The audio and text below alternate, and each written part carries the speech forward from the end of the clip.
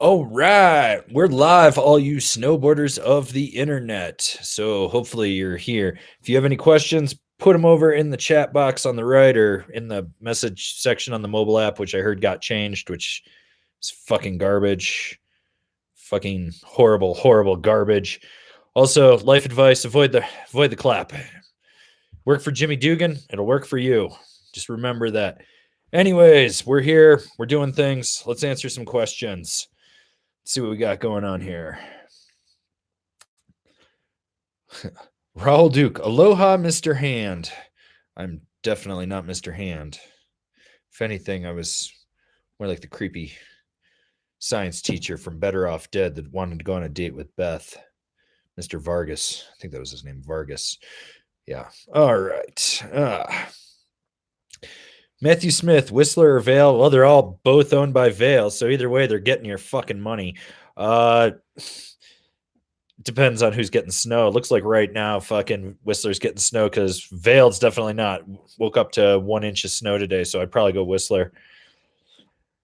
Two Thumbs Workshop. How do I convince my wife spending $600 on a snowboard is a reasonable purchase? You buy her a new refrigerator. Then she's just shocked that there's a refrigerator. And then you buy the snowboard. And there you go. That's how you do it.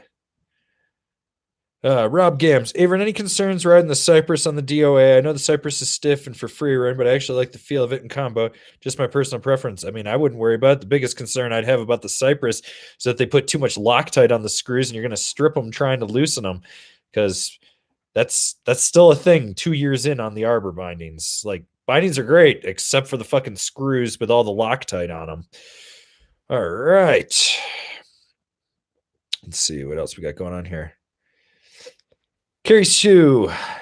Hey, tips to survive a foggy whiteout. So always look for a landmark when you get into the fog or the abyss or the nothing or whatever the fuck you want to call it. Always try to find a visual landmark, something of a darker contrast against it. The other thing is you can always close one eye and look down at your board and just go a little bit slower. That'll help your depth perception a little bit. Otherwise, you might just be fucked. You just might be fucked. All right. And we got our good friend Billy Ray, Bottled in Cork. What two things would you change about snowboard culture? For me, it's playing music in the parking lot way too fucking loud while getting ready and people wearing sport jerseys on the hill. I wouldn't change those two things. One, you know that the people in the fucking parking lot are fucking retards, so you don't associate with them. They're awful. They're evil, evil people. And two, people in jerseys tend to fall getting off the chairlift, so you don't get on the chair with them. Those are like red flags right there that you don't want anything to do with them. Besides, always have a better sound system in your car than anyone else around you. They want to play crappy dubstep? You put on Jesus Saves by Slayer. It's got a great religious message and it's Slayer. That's how I deal with these people. Let's see. S2000 guy, hidden powder piles can be dangerous and misleading. Yeah, well, when I watch you from the chairlift just eat shit and die, that's on your own. And yes, for the record, I did see him fall today from the chairlift. This was the conversation I had with my friend. I think that guy's one of my fans. And I pointed at him. He fell and ate shit. That guy's not one of my fans. I'm not owning him. So there we go. Nicholas Miller. I have the 1718 Dinosaurs Will Die Quan Twin, and I love it. Looking at the new 2020, notice they changed the shape this year. Do you think the mild taper and setback will drastically change how it handles? Yes. Even though it's a mild setback, that tail's going to sink different. It's not going to ride switch the same on it. And having a setback, you'll notice it's once again, it's just, you're going to notice it when you're riding switch on there. So it will be a slight tweak with that. Plus I heard the dyno stuff switched factories. So I don't think it's made it capita for 2020, but I can't confirm that. I haven't talked to Gino about that. So yeah. Chico Derkuch, what's with all the aardvark references lately? Trying to take it back from the kids that used to make fun of your name.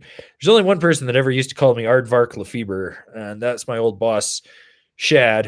And actually, I think it was Aardvark LeBaron was my name. Aardvark. No, the Aardvark reference actually comes from Joe Bob Briggs on Shudder TV, formerly of TNT Monster Vision. Before that, Drive In on the movie channel or late night driving or whatever it was, and he used to have a column, nationally syndicated column. And he still kind of does on Talkie Mag and a few others. But when he would do his movie reviews, he would always talk about aardvarking and whatnot. And we just need to bring aardvark back. So actually, I want to make a T-shirt logo with the scene from Better Off Dead, where the dad puts the aardvark jacket on. But I want my face, but in the jacket, and then I want Kevin to be the wife, like putting it on his back. So, yeah, we're working on that. All right. Let's see what we got, Hunter. Sean Buckley, thoughts on the Burton Kilroy 3D? Haven't ridden the 3D. I think we rode the Kilroy Custom 2 years ago, last season. Yeah. I need to get on one of those, but the 3D shaping on that is not like crazy drastic. It's more like a mellower spoon in there. So if you're thinking it's going to be something like 3BT, it's less like that and more like the Jones Spoon Tech or the Marhar Sideways Rocker. All right.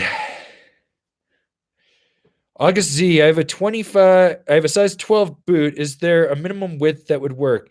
So the big issue that people get hung up on is they always look at the waist width of the board, which is completely fucking pointless for your boot width because that's the narrowest section of the board and you're not even mounting your bindings on there. It's like a ski thing. Like they mount their boots fucking under that shit. So what I do is, for most people, this is what I tell people. So you're a 12. So that is, you take the first number, add it to the second one, blah, blah, blah. You fucking, it's 30 centimeters. That's what you need to know. Is it's basically like 30 centimeters. So what you do is you take the tip width and you subtract the waist width, the waist width of the board. So then you get that number in there. You divide that by 2, then add that number back to the waist width, and roughly, not accounting for side cut, arc, and radius, that is how wide the board will be between the tip and the tail, which is where your inserts are. So theoretically, that should be close to the reference stance on the board.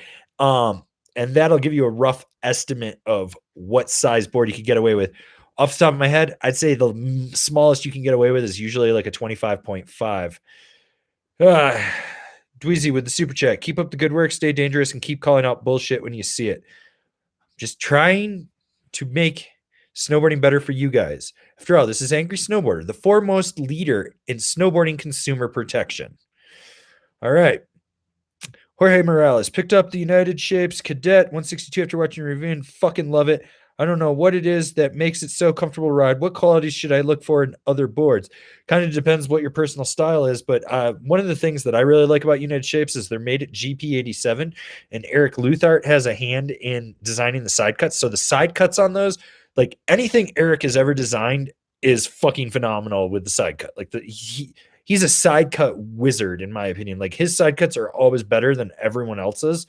So one of the things I would say, if you really like your United Shapes, is try to find boards from GP87. So you're looking at, I believe they're doing Dinosaurs Will Die next year. I haven't confirmed that, but so it's United Shapes, Lago, Telos, Gentum. Let's see. There's a few other brands over there. They've done some stuff. They're trying to pick up some new brands as well, but always look for something from GP87. So if that's what you really like. Fizzled. How common do BOA cables break in boots? I'm cranking mine down and I'm starting to get a little concerned. So I have broken probably like 20 BOA cables in my life. Most of them were internal ones on the K2 T1 DBs, the Masis, and the older Thraxis.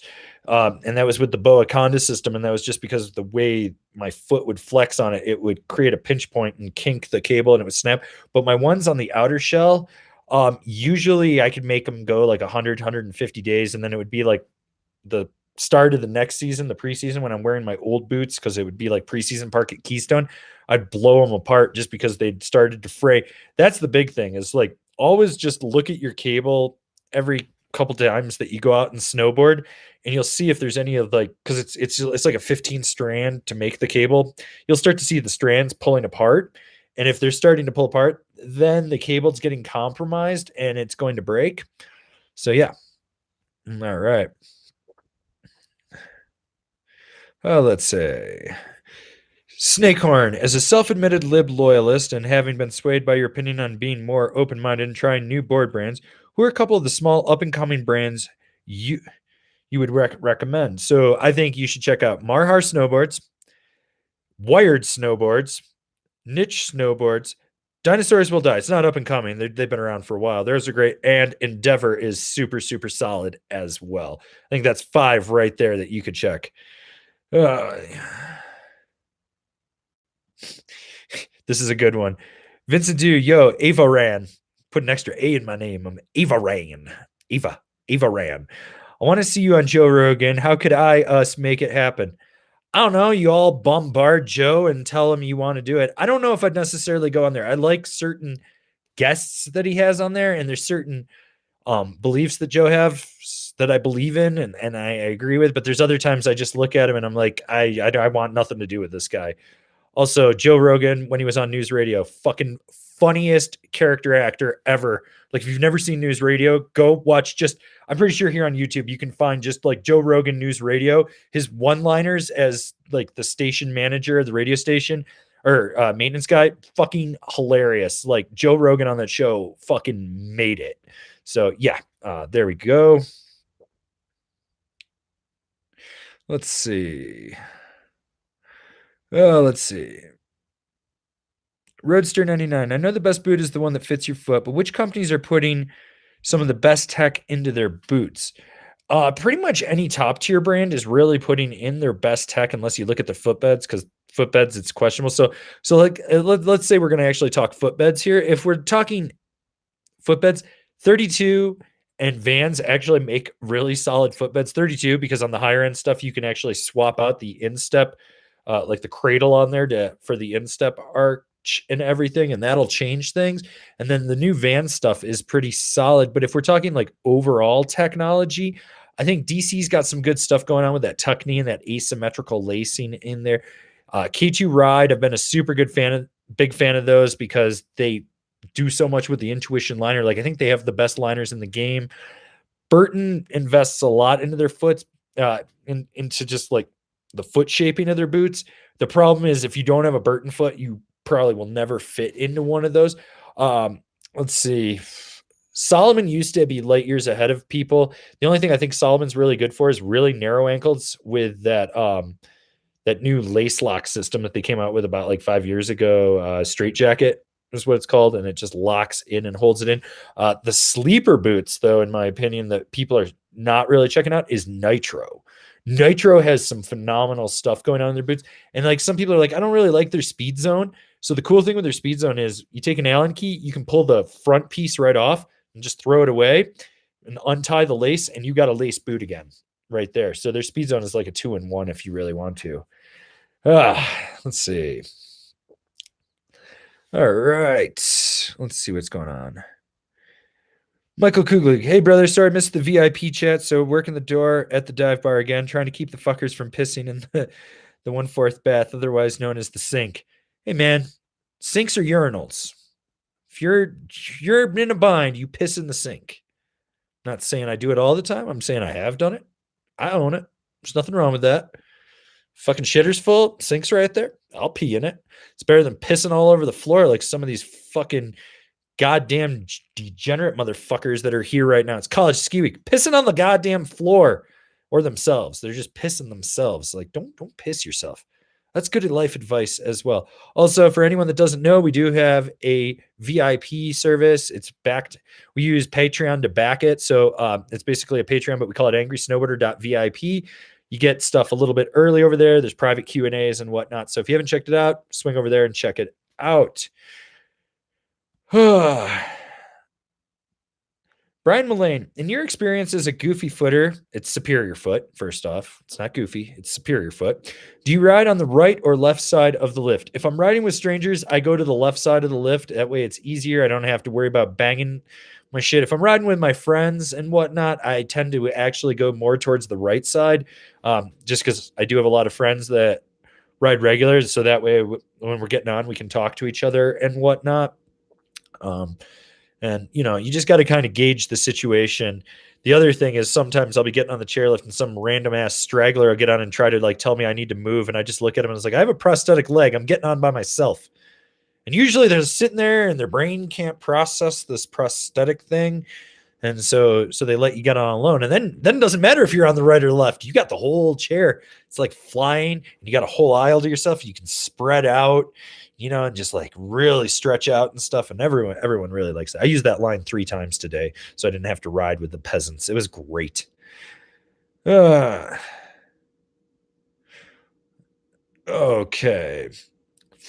This is a great question from Adam Kowal. What are your thoughts on pro snowboarders going crazy, like Jamie Anderson's essential oils or Nicholas Mueller telling people his hemp cures cancer?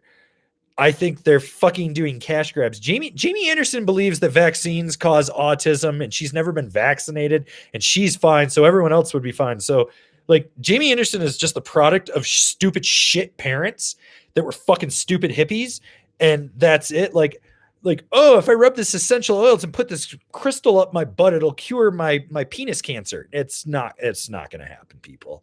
Like those people. I blame the concussions. Like, I'm lucky after 23, I haven't fallen for this shit, but them, I don't really know. I mean, I think hemp has some really great properties for certain things, and I think it can aid with cancer and whatnot, but we're still like in that infancy of what it can and can't do. Essential oils that's fucking snake oil as far as I'm concerned, and it smells like shit. And when I was working at the liquor store last summer, this fucking wook ass hippie chick came in and smashed her essential oils all over the front counter, and like she dropped her purse and it just like everywhere. And first off, like I'm hypersensitive to smells after my head injuries, and that shit sets me off. Fireball would not cure the smell of that. I poured a handle of Fireball all over the counter in that. I was going to pour Sambuca and just burn the store to the ground, but it's a brick building made out of asbestos, so it wouldn't burn. But yeah, so that's like a 2-for-1. You got like story time with Uncle Aver and my thoughts on that. All right. Let's see. What else we got going on up here? All right. TSPO, what are your suggestions for some stiffer bindings for carving all mountain on a Rome Blur? Well, if you're going with a Rome Blur, I personally would put the Rome Black Label binding on it, but I'm a bit biased. I do own 2 pairs of those, and I'm probably picking up a third. That is like their stiffer binding. Or you could put a Targa on there for the more price conscious out there. That's a good one. The Now O Drive is another phenomenal super stiff binding. There's the Genesis X from Burton, and then there's that one other one that I always brain fart the name that's like super fucking stiff and it's super pricey. There's the Ride Capo. Is that the one above the rodeo? I think that's what it is. It might have gotten renamed as well.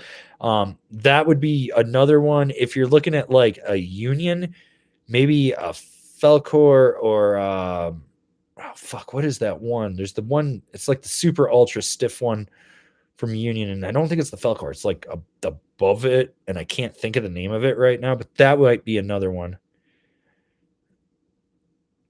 Let's see. Okay. Let's see. I think we're caught up on the upper questions. Let's see what we got going on here. Chris Johnson, what bindings do you recommend for the Orca? Looking at getting one and was wondering what you think is best. I also kind of like stiffer responsive bindings. Okay, good. Thanks for telling me you want stiffer responsive, because I probably would have gone soft and surfier on that. So if you want like a stiffer, more responsive binding, personally, I would go with like maybe a Jones. Is it the Apollo is the stiffer one, but it's not as stiff as a Now O Drive. So it's more like, but it's stiffer than the Now Drive. That one would do it, because then you're going to get that Now Skate Tech, which is going to give you more power down into your toes and heels when you're driving. So it's going to give you a little bit more response. Or go with something with like a metal base plate on it, which would be a Ride. And that's going to just give you a more rigid, stiffer flex on there. Let's see what else is out there that I would recommend. If you can, actually, check out the K2 Formula Cs. They only made them for 1 year, but it's the Formula Carbon from K2. That binding is stiff, and that is solid. Rye with the $2 super chat. Can you please do pro and con hot wax versus rub on wax? Well, here we go. I don't hot wax at all. Like, and everyone always brings this up because I always talk about this. The reason I don't hot wax is because your board is built with heat and pressure. And what are you doing with that iron? You're applying heat to it, which is heating up. Because if you ever actually put your hand on the top sheet of the board after you're waxing up, even if you're moving it around, it starts to get warm. So what it's doing is it's heating up everything inside the core. It's heating up that epoxy. So it's a little more malleable. So you start to lose some of the rebound and the natural snap and everything that was done after the initial pressing of the board because it was cured into that position. So it's doing that. Now, if you're going to go with rub-on wax, the method that I actually do is like I would call the crayon method. So you'd like take it to the iron and you heat it up and then you just rub it on there. And that way you're not heating up the board when you do it. And you can do that. And then, but the bigger thing more than anything, and I tell this to everyone, and I've said this numerous times, is structure in the base. So I took my three of my boards into the shop. I took my Rome Warden, my Tellus Backslash, and my Endeavor Archetype into the tune shop yesterday. And I put a mid-level powder structure in there, so it's got a little bit of groove in there, so it'll break up the friction on like pretty typical Colorado conditions. And that's the bigger thing, is having that structure in there. It'll reduce that static cling and it reduces that friction, and it creates like fine little channels for the board to glide on in the water that you're gliding on to just sort of funnel back to the tail. So that's kind of what I would do. Is the bigger thing is structure in the base. Okay, we got Matrix 777. Yo, Angry Snowboarder, what's up with this ridiculous East Coast weather? 50, 60 degrees and raining in the Northeast this weekend. Climate change. People will deny it, and there's a few of them people that follow this channel, and I really just sort of feel bad for them because they're dumb.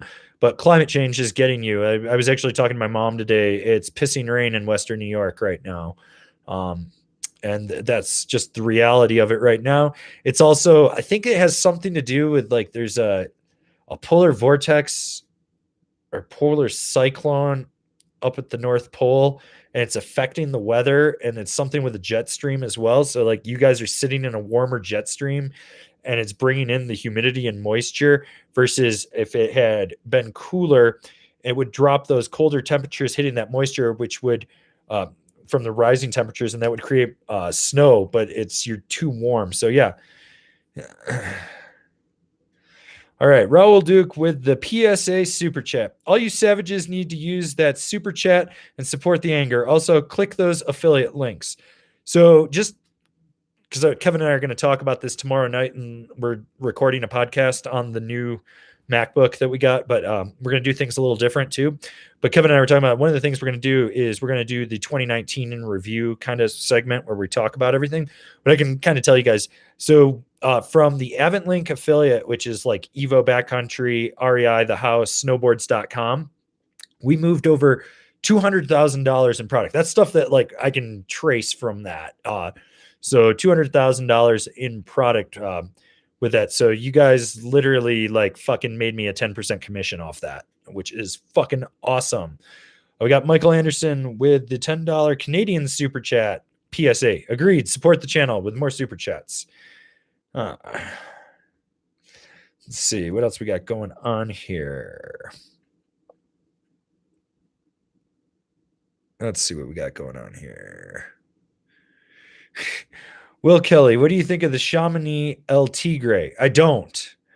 It's a store brand for the house. It's the house's store brand. All they're doing is using existing molds and lower end components in there to produce a price point board for you guys. Like the stuff that I've seen in the wild, and I'm not talking that swallowtail pow board, because everyone seems to actually like that and for the price. And one of you guys offered me that to ride, but some of the other stuff like that I've seen out there, like the bases look burned, like they just looks like really shitty PTEX and stuff. And I've seen it. So yeah. Yeah. Let's see what we got going on here. Jonah Herb, have you ever tried a Cardiff snowboard or even heard of them? I've heard of them. I've looked at them. They're made at GP87. I know how they're financially backed. They've got a bunch of great guys working on stuff over there. I was going to reach out to them last season, try to get some stuff in the spring to ride. But fortunately for you guys, we ended up with like 127 boards, and I was not taking anything on more than that. Like that would have bitten off more than I can chew. I'm going to try to talk to him the end of this month for the SIA outdoor retailer on snow. I'm going to try to see if I can grab like one or two of them, or when I go to Utah in February, swing by and pick some up out there. But yeah, so hopefully that. Okay, JU, I have $5. What do I eat? You go get five of those $1 Totino's party pizzas, square ones. That's 5 meals for $5. Or you go get 50 packets of ramen, and then you get scurvy because there's so much sodium in there and it's a deficiency, and then you die. So yeah. Okay, what else we got going on here? All right, Matrix 777 VIP member giving you more cash. PS Phantom DPS. Okay, so I get a lot of questions about these new chemical components that are going on that you can put them on and never wax. So part of the reason that I took my boards to the tune shop yesterday to put the structure in is just to strip everything off of those boards. I'm going to go ride one tomorrow up at Steamboat because they got 20 inches of POW, and of course I'm going to go ride POW. But I actually have snow coat. Robert Turner, the owner of that, sent me some at the end of last season. So I do have some snow coat. I'm going to do a video like applying it to 3 of my boards, and I'm going to run those for probably a couple weeks and see how they're looking. And we're going to go talk about it. But I like the concept of that. Like you can just put this chemical component on there, and it's going to break up the surface friction and whatnot. So yeah, hopefully that answers that question. All right. Billy Ray coming through with the $5 super chat. Your PSA that wearing a helmet is a good idea, but I will not judge you if you choose not to. Yes. Just so everyone knows, helmets are a choice. Personally, I believe that we should wear them, but I've had 23 concussions. I've had concussions without helmets. I've had concussions with helmets. And I can tell you right now, like a helmet is not a magic thing that's going to cure you from ever getting a concussion, but it might lessen the impact a little bit. And it also keeps the shell from breaking and letting the yolk spill out. So helmets are cool. Don't let anyone tell you different, but it's your choice to wear them. So yeah. Okay. Next question comes from Shugs Larison, Ice Coaster. Looking for a suggestion for adding a second board for cruising surfing with the kids. I have a 61 Mercury, 11.5 ride boots. Ideally, it'd also be good to bring with the Merc for a trip to Telluride. Okay, man. We're going to go opposite ends of the spectrum here. We're going to get you on a volume shifted party board. And I think the number one board you should be looking at is the Telos Backslash. Go check that out because you can rip hard carves on it. It's got good edge hold, but you're still going to be able to surf it and be nimble in the trees because it is a POW board. That would be my number one pick. If you wanted to get something like a little more aggressive, but can still, or I should say aggressive edge hold, you want something with like magnatraction. And in that case, I would go with the Libtech Orca. That would probably be like the 2 boards, but I'd probably push you more towards the Telos Backslash because it's a little more surfy and you can ride it in those spring-like conditions. Okay, what do we got going on here? Kale Mitchell, where the fuck is water bottle? We recycled him. He's going to come back as like really shitty Chinese plastic bindings. Actually, I don't know where he is. Okay. All right.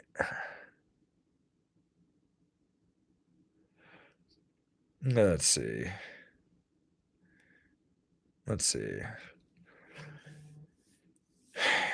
Hirona Zumi. Any thoughts on boards equipment for young kids? My boy is 4 and has an after-school special for now, but there's not much that isn't a twin tip noodle until he's maybe a teen. There is some stuff in between there. So the Rome stuff was actually built for Justin Phipps, who's a local kid here that's a ripper. So it's like that tweener stuff. They started making stuff for him when I think he was like 9. And it was a little bit beefier because that kid was hitting like 50-foot jumps. He didn't have any weight. So like, but he would break stuff. So the Rome stuff is actually generally pretty solid. Okay.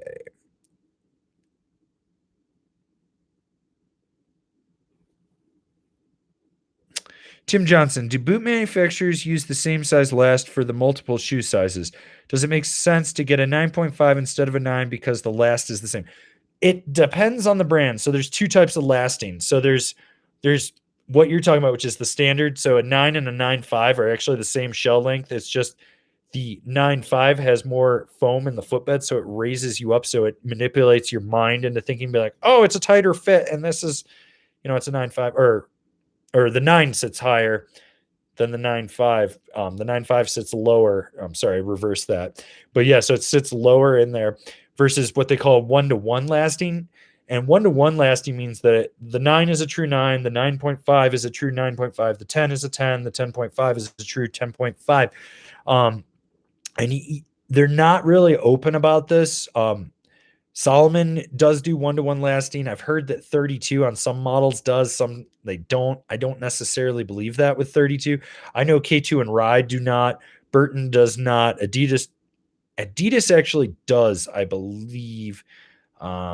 Deluxe does not, which if you're wearing Deluxe boots, they better be the big ass backcountry ones, because other than that, they're like, they're a little questionable.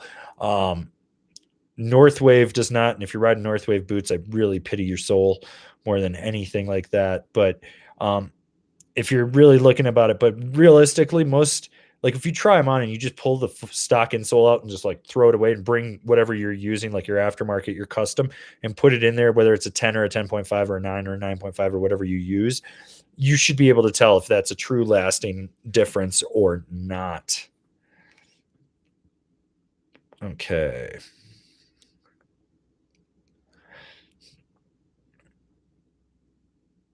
Okay, what do we got? Covey Espilli, can you elaborate on multiple concussions and sensitivity to fluorescent lighting and perfumes if you haven't already? So every concussion is different for every person, and every traumatic brain injury is, but the big thing with head injuries is where you impacted it and how you recover. So with me, part of my process of recovery and stuff, I ended up developing light sensitivity towards fluorescent lights, because so people understand, like with fluorescent lights, there's a constant little flicker in there. And most people don't notice this, but it actually causes fatigue in the eye. And so what that was doing was it was fatiguing my eyes, but it would also give me migraines. So I ended up wearing blue blockers when I worked under fluorescent lights for about like 2.5 years at the liquor store. And that was doing that. But that does it with smells. Certain smells can, because it's so tied to your brain and reactionary and stuff. When I smell certain things, like it creates a reaction in my brain towards more towards anger and negativity. So like cologne, Axe body spray is the worst. That's literally the fucking worst. And all these douche canoes from the South that come here and just fucking slather that shit on, and then they go out to the bar and they think they're gonna like pick up some local girl when they're really probably just picking up AIDS or making a mountain baby or creating a tomorrow abortion. Doesn't really matter, but those dudes just slather that shit on. And like when I smell it, if I'm in a tight area, it's not well ventilated and it's circulating. There's something in the synapses to the brain that it causes it to be reactionary. And I'm not the only one that has this. Like this is actually a known thing. So you can look this up. And it's one of those things where like you got to figure out what sensitivities do. So like anytime I wash anything, it's like 0 scented. There's like only certain scents that are fine with me and whatnot. And it's just something I'm going to have to deal with the rest of my life. Stephen Barons, a lifty asked me to carry up a ski today. I tossed it in the trees about halfway up and told them I dropped it. That's an Avron move. That is such a fucking Avron move. All right, I'm going to give you guys a little quick story. So I was 18 years old. So I was a senior in high school. So this was 2001, and I was riding Holiday Valley back in New York where I worked. And they used to have this chairlift. It might have been 2000 actually, because I think they replaced it in 2001. I know they replaced it right around that time, but it used to be an old 3-pack, and it took 15.5 minutes to get to the top. I timed it. And as I was getting on, this kid with the old school, like clicked up ski blades got on, and it fell off. And so the lift, and I was like, I just was like, oh, I was like, that's what you get for riding ski blades, whatever. And he's like, fuck you, man. And like, I'm getting to the load line and he's screaming, fuck you to me and all this shit. And the lifty gives me the ski blade and I look down and it's one of our ones from the rental shop. And I'm like, I was like, I can't believe we still have these things. The boss told me to get rid of them. So like halfway up, and it had that big long leg leash that you'd have to like connect around under your knee, like the fucking big one. I just started winging it around over my head like this, like as fast as I could, and it just shot it off into the trees. And the kid is like up in front of me and he's shit talking me, but he doesn't even see me do this. So he's like shit talking me. And we go to get off, and this kid was like this tall. Like I'm sitting down, and he was like 4 feet tall. And he comes up pushing on one ski blade and he's like trying to scream at me to give him a ski blade. I was like, I don't have it. I don't know where it is. I'm just fucking lying to him. Fuck him. I don't care because he's already a douche canoe. And he tries to swing at me and I just pimp slap him. And I was like, fuck this. And I just leave. We ended up billing him $280 for that fucking ski blade. Those things were not worth $50. Fuck those things. But yes, I mean, I don't know. I'm paying good money to be on the mountain. I don't want to carry someone else's equipment. They ain't carrying mine. Fuck them. Yeah. Let's see.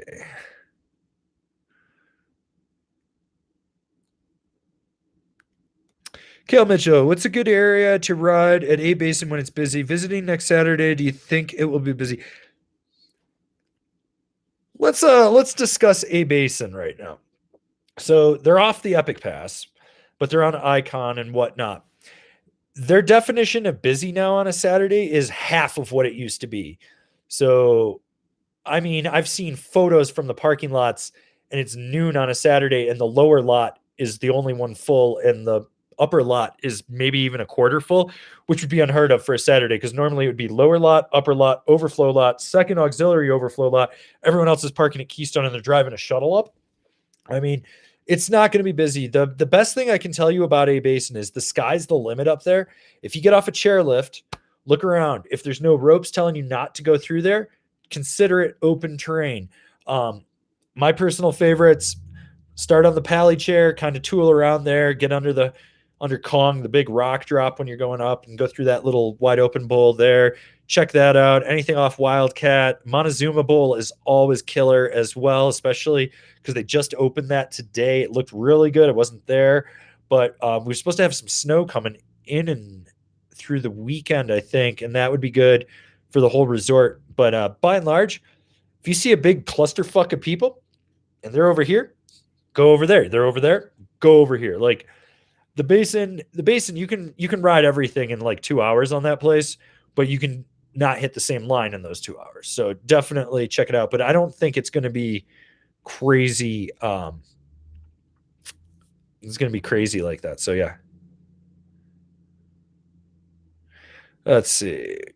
Frumpy752. What's the best and worst changes since you've been involved in the industry? Thanks, man. You're one of the only reviewers I trust. Well, thanks for trusting me. I hope I earned it. The biggest thing that I've seen, so like, I mean, most people think like I've only been in the industry. Like it's funny, depending who you talk to, because there's the people that think I've only been doing it on YouTube for 2.5 years, 3 years. They think that's when I started. Then there's the people that know that I did angrysnowboarder.com for 11 years.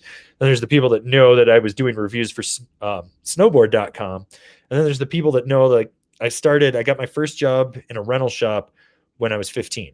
So that's 22 years that I've been in the snowboard industry. I think some of the best changes I've seen are technology. Like we have the best equipment we've ever had. And we're at a point now where every brand, like big name brand, is making quality stuff on some capacity. Like they now have to go out of their way to make a shit product.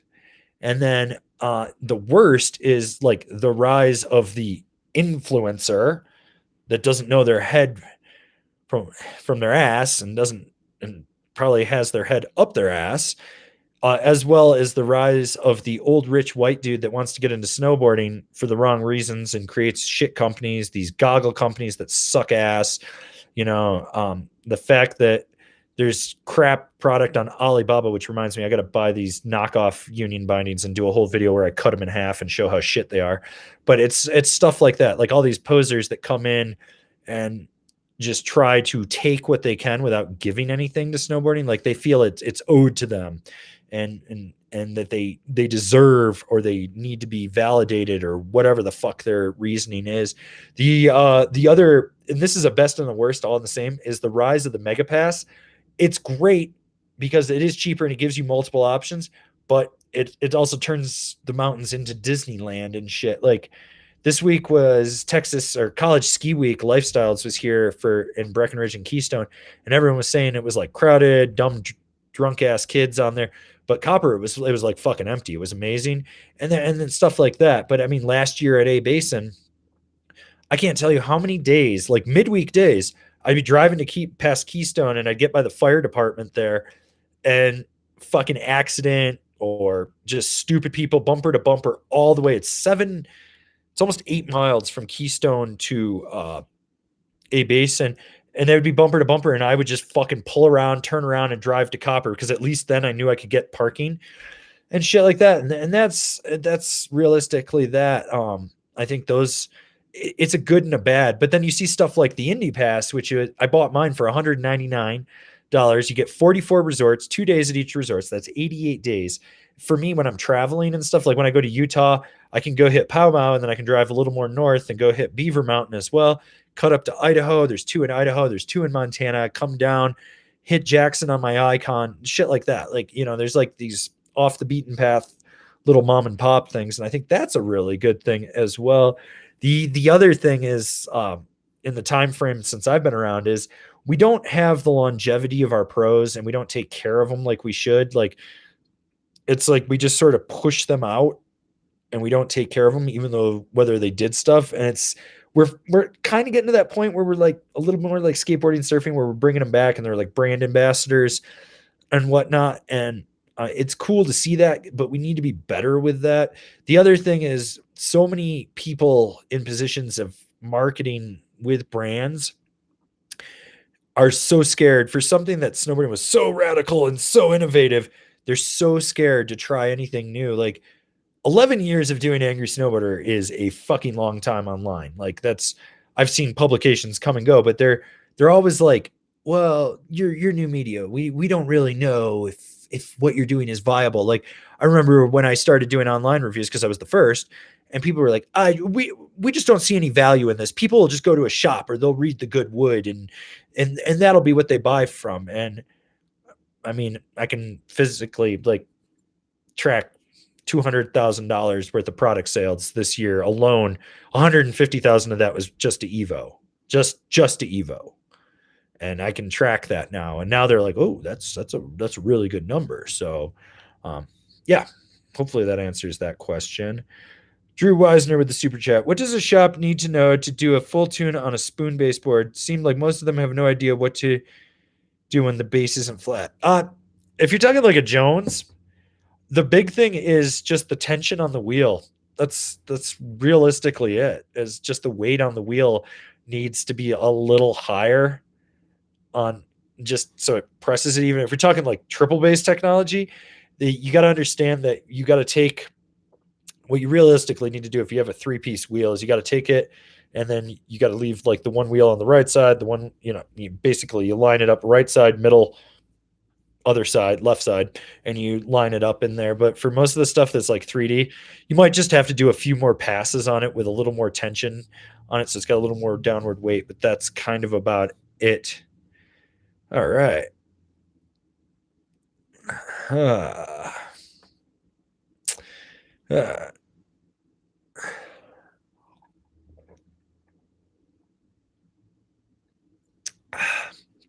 Let's see what's going on. Let's see.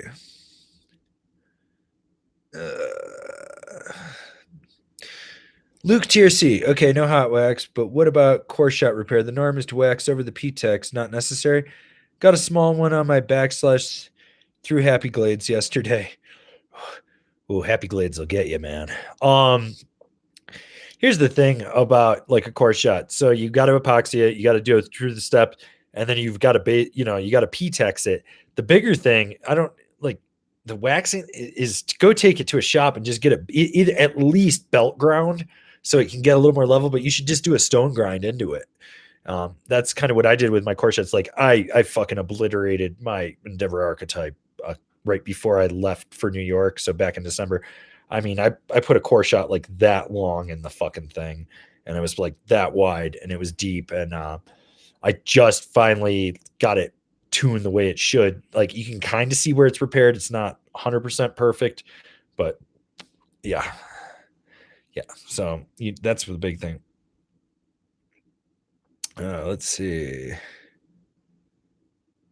Tim Johnson, did you answer my boot last? I stepped out. If you did, I'll rewatch it. Yes, go back about probably like 12 minutes and you'll find the answer to that question, Tim. Let's see. Beeswax. Volume shifted decks with Edge Tech for firmer conditions. So right off the top of my head, you got the stuff from like LibTech. So you got your short wide, you got your Orca, you got your Fun Guy or whatever it is, the Nicholas Mueller cambered Orca. Then you go to niche, you got the Pyre. Then you could do something like the Arbor Cask, although Kevin even swears that thing will fucking kill you if you don't ride it in deep ass snow. K2 actually has like insane radii in their boards. They don't talk about it, but it's like 26 radiuses in there, but they're all blended together. So they actually do grip really well. Telos doesn't really have a visual like technology when you look at them like on the backslash, but that thing will grip on ice. You keep the edges sharp and it is solid. Kale Mitchell, is the steep gullies worth the hike out?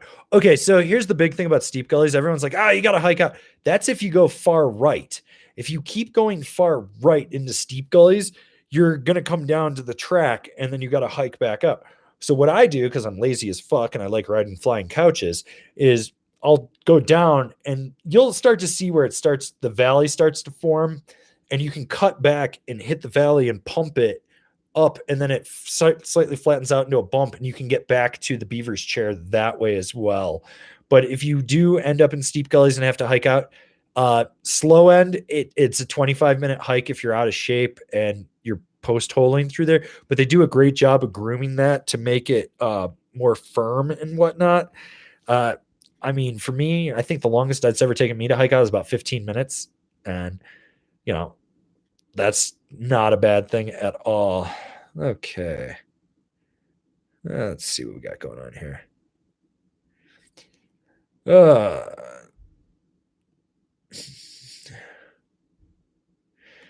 Matthew Smith, is magnatraction bad for jibbing? No, it's not. You probably won't even notice it on their jib boards unless you're one of those guys that's super toe heavy every time you try to board slide and then it hooks in. That's it. Like if you know what you're doing, you're not even going to notice it. Let's see. Matthew Evelay. Captain Mercury versus Rome Ravine comparisons differences. So the biggest difference you're going to notice is in the shaping of those two boards. The Mercury is more like all mountain freestyle twin, and then that Ravine is like all mountain freestyle directional. So you got like the setback differences, the shaping differences. You got taper on the Ravine. I'm pretty sure. Might be brain farting there, but I'm pretty sure it's tapered if I remember correctly. Like just the way the flex patterns are completely different and the camber profiles are completely different, built in two different factories. They ride completely different. Like the Ravine, in my opinion, is actually more lively than the Mercury, and the Mercury is a lively board as well. Let's see. What else? Churning Park, what's your favorite mountain you've gone to? I really like Powder Mountain in Utah. Like that really blew me away. That was a place I was like, I could fucking retire here. I could totally retire here. Steamboat's another one that I really like. Monarch was really cool as well. Up in the Northwest, Baker was phenomenal. That was a really good one. Um, stuff like that. Like, I got a few resorts, but I mean, there's a reason I live in Summit County. I love A Basin. I love Copper. I actually love Breckenridge, even though Vail doesn't love me. So,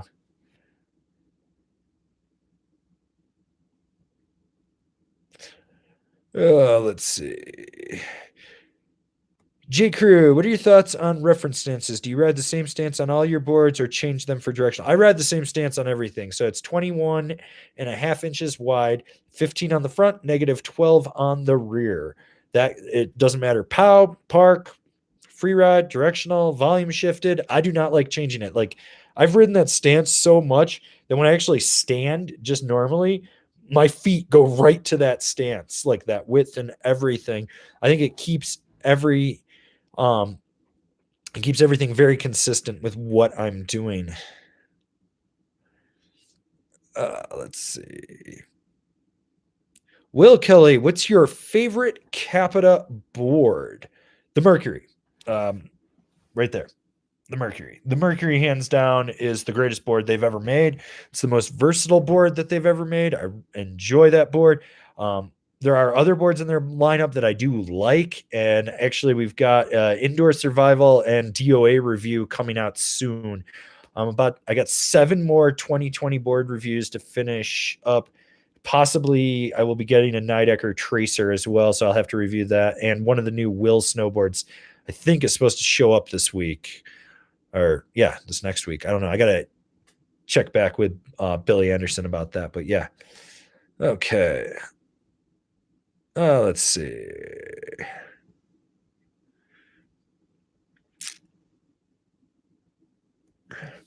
William Matisse Eldos, what are some boot brands that run wide? So Solomon actually makes specific wide models. Certain models of Ride do run a little bit wider, and with that heat moldable liner, you can mold it with K2, the Darko, and I think it's the Masis Plus, not the regular Masis, but it's either the Masis or the Masis Plus. Those run wider. Deluxe run wider if you really want to. Adidas run wider. Burton, so I know like we're North America, but here's the funny thing. Burton makes stuff specific for Japan, and sometimes it gets dumped over here. But if you can find stuff that was designed for any of their Japanese riders, they tend to be a little bit wider as well.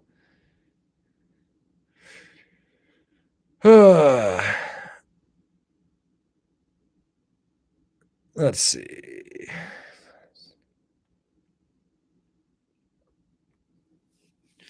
Fizzled, I've heard you mention finishes on boards made in the US are subpar. Why is the finish important when it's going to get dinged and cracked up anyways? Well, so first off, the big difference between a European and a North American is they stone grind their boards. So you're getting a structure in there versus just something that they were like pushing back and forth on a belt really quick to buff it. So a stone grind will actually put a structure in the base. And even though you might ding and crack it, which if you're cracking your base is beyond fucked. But even a ding, a core shot, anything like that, you can still put a structure back into it with another stone grind. Like that finish, it's the best way to equate it is you've got a Subaru Outback, right? You got your Subaru Outback, right?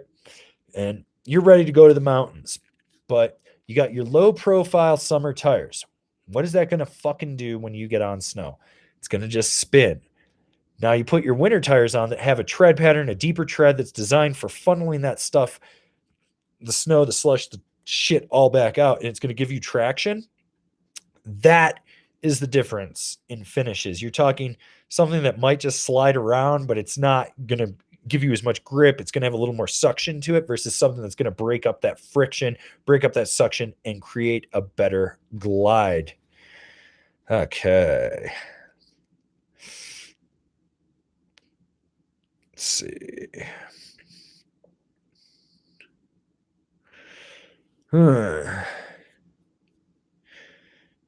Well, let's see.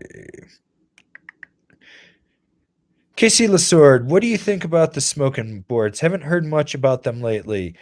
Jay, actually, the owner of Smoking, gave me a call at midnight last month sometime. I think it was like, maybe it was November. It might have been Black Friday that he actually called me. I called him the other day and left him a voice message, and he needs to get back to me. Smoking, I like Jay, and they have made boards that I like, but this year they shipped late, and that pissed off a lot of people. And there's a lot of backlash online. And I get where people are coming from. They put down a deposit or they bought a board online and it didn't ship on time and there was no communication. And, I just didn't own the fact. But I actually like Smokin's magnatraction more than Mervin's because Jay, like, when their magnatraction came out, Jay looked at it and was like, oh my God, these serrations. Because the old Mervin stuff was like, like really came out. And his were a little more mellow and s'd out. So he did a better job by eyeballing it and being able to just make a better one like that. And some of his shapes, like the Jetson is fucking phenomenal. That board, I need to hype that board more, I think. Because that thing was phenomenal. But I've also ridden some stuff of his that was like whack as fuck. Like the Shoma is one of the weirdest boards I've ever ridden. Okay. Let's see. What else we got going on here? Let's see. Churning Park, what's your favorite board from Ride? My favorite board of right now from Ride, well, it's kind of a tie, would be Super Pig or the Algorithm. The Algorithm replaced the Machete GTA board I have hated since the day it came out. And for years, I kept saying that. And actually, if you go back, I think it's 3 years in the Ride catalog, when they bring up the Machete GT, the whole verbiage and everything that they wrote about it is just one giant pot shot at me, which is like the most comedic thing. I need to get a copy of that catalog so I can frame it. But yeah, so it came out, it replaced that board, and it's a completely different board. That board is fucking phenomenal. And the funny thing was, they put that board in the line on a whim more than anything. They were like, fuck it, we'll do it, because so and so likes it. But it's not like I mean, do you see any hype other than me coming for the Algorithm? No, it's not there. It's like they're not pushing it, not doing that. Super Pig is everything I wanted the Mountain Pig to be and more. It's like they took the Twin Pig and the War Pig, put it together with a few aspects from the Mountain Pig that I like, because I didn't really like the Mountain Pig, and the Super Pig is phenomenal. So yeah. Okay. Let's see. Dan Cedric Aravallo, how do you know you're ready for park again after a knee injury? That is a tough question, and no two people are the same. So I've had plenty of knee injuries. I have no cartilage in my knees anymore.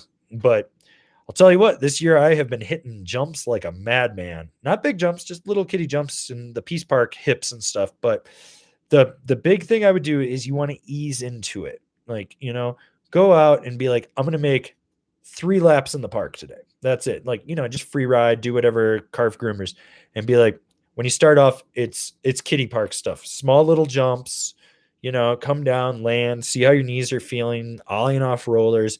It's small little jibs, just seeing how your knee balances, checking to make sure there's no instability. That's the big thing, is like, after a knee injury, your legs tend to be weak because the quad, the calf, all the muscle around that isn't strong anymore. And so you get this instability in your knee, and you can actually hurt your knee again, or even worse.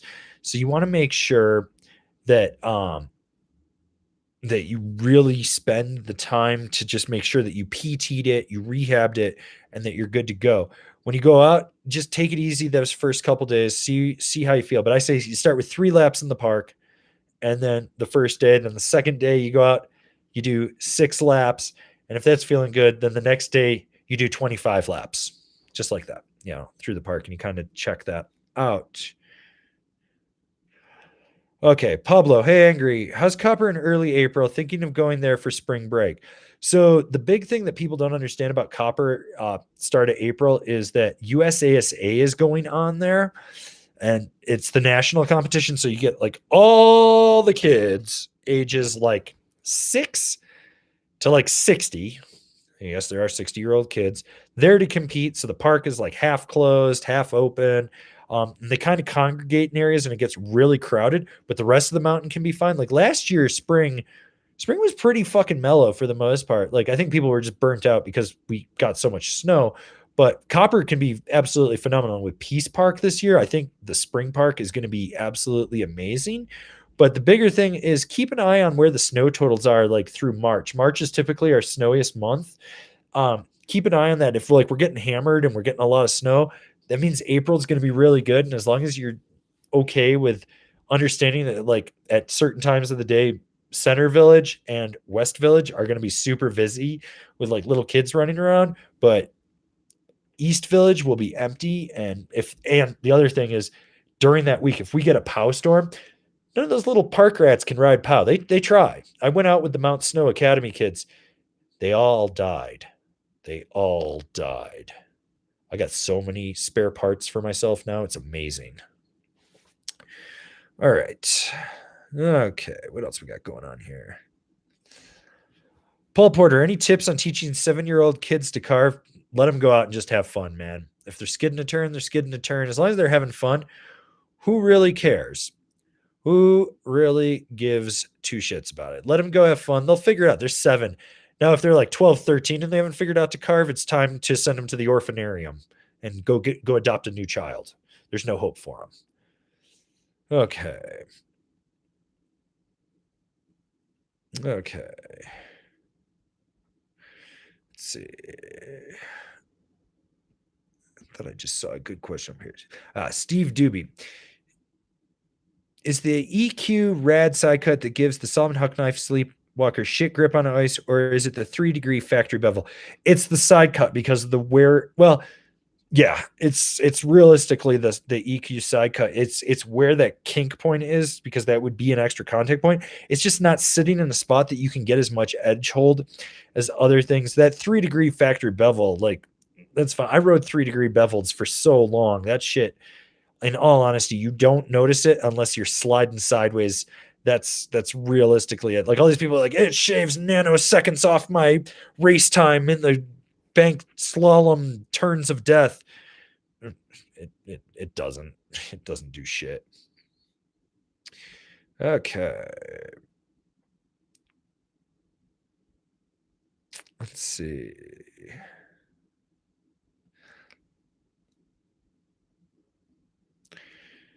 Shugs Larison, what's the story about not drinking concussions? Concussions are part of it, but the big thing is I ruptured my spleen in 2002. It is fully removed. So you can go 2 ways without your spleen. So, like, one way is your life is totally fine and nothing affects you. The other thing is, like, your immune system breaks down. Your body can't process alcohol like it should because it loses that filter. You're prone to blood clots, things like that, which actually alcohol would thin your blood. But anyways,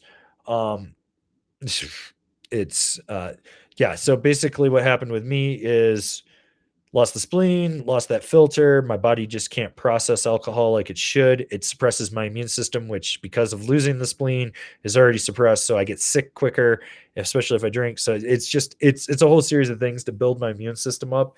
And especially living in an area that's high traffic tourist, like, I'm seriously waiting for the middle of winter or Christmas break or some shit when West Nile just, like, flies through here. Okay.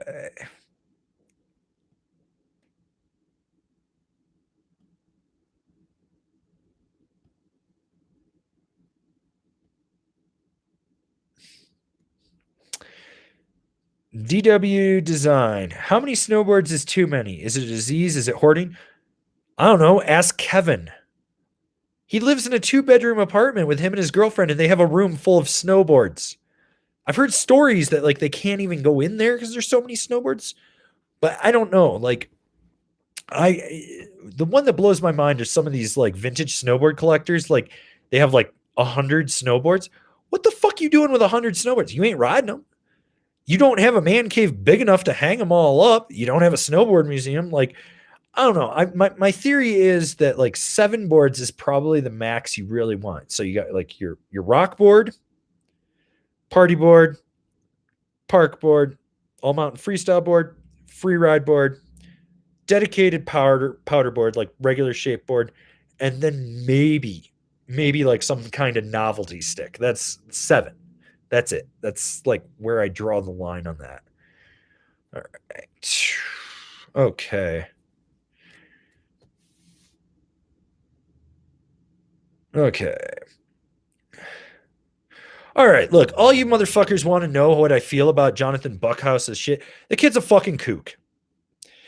It's a Saturday, which are busy at Keystone, and he went literally through the main congestion point where fucking all of mountain safety sits. And he's telling me, no, this is the video. This is where they want to stop me. Who knows what he did before that video? Who knows?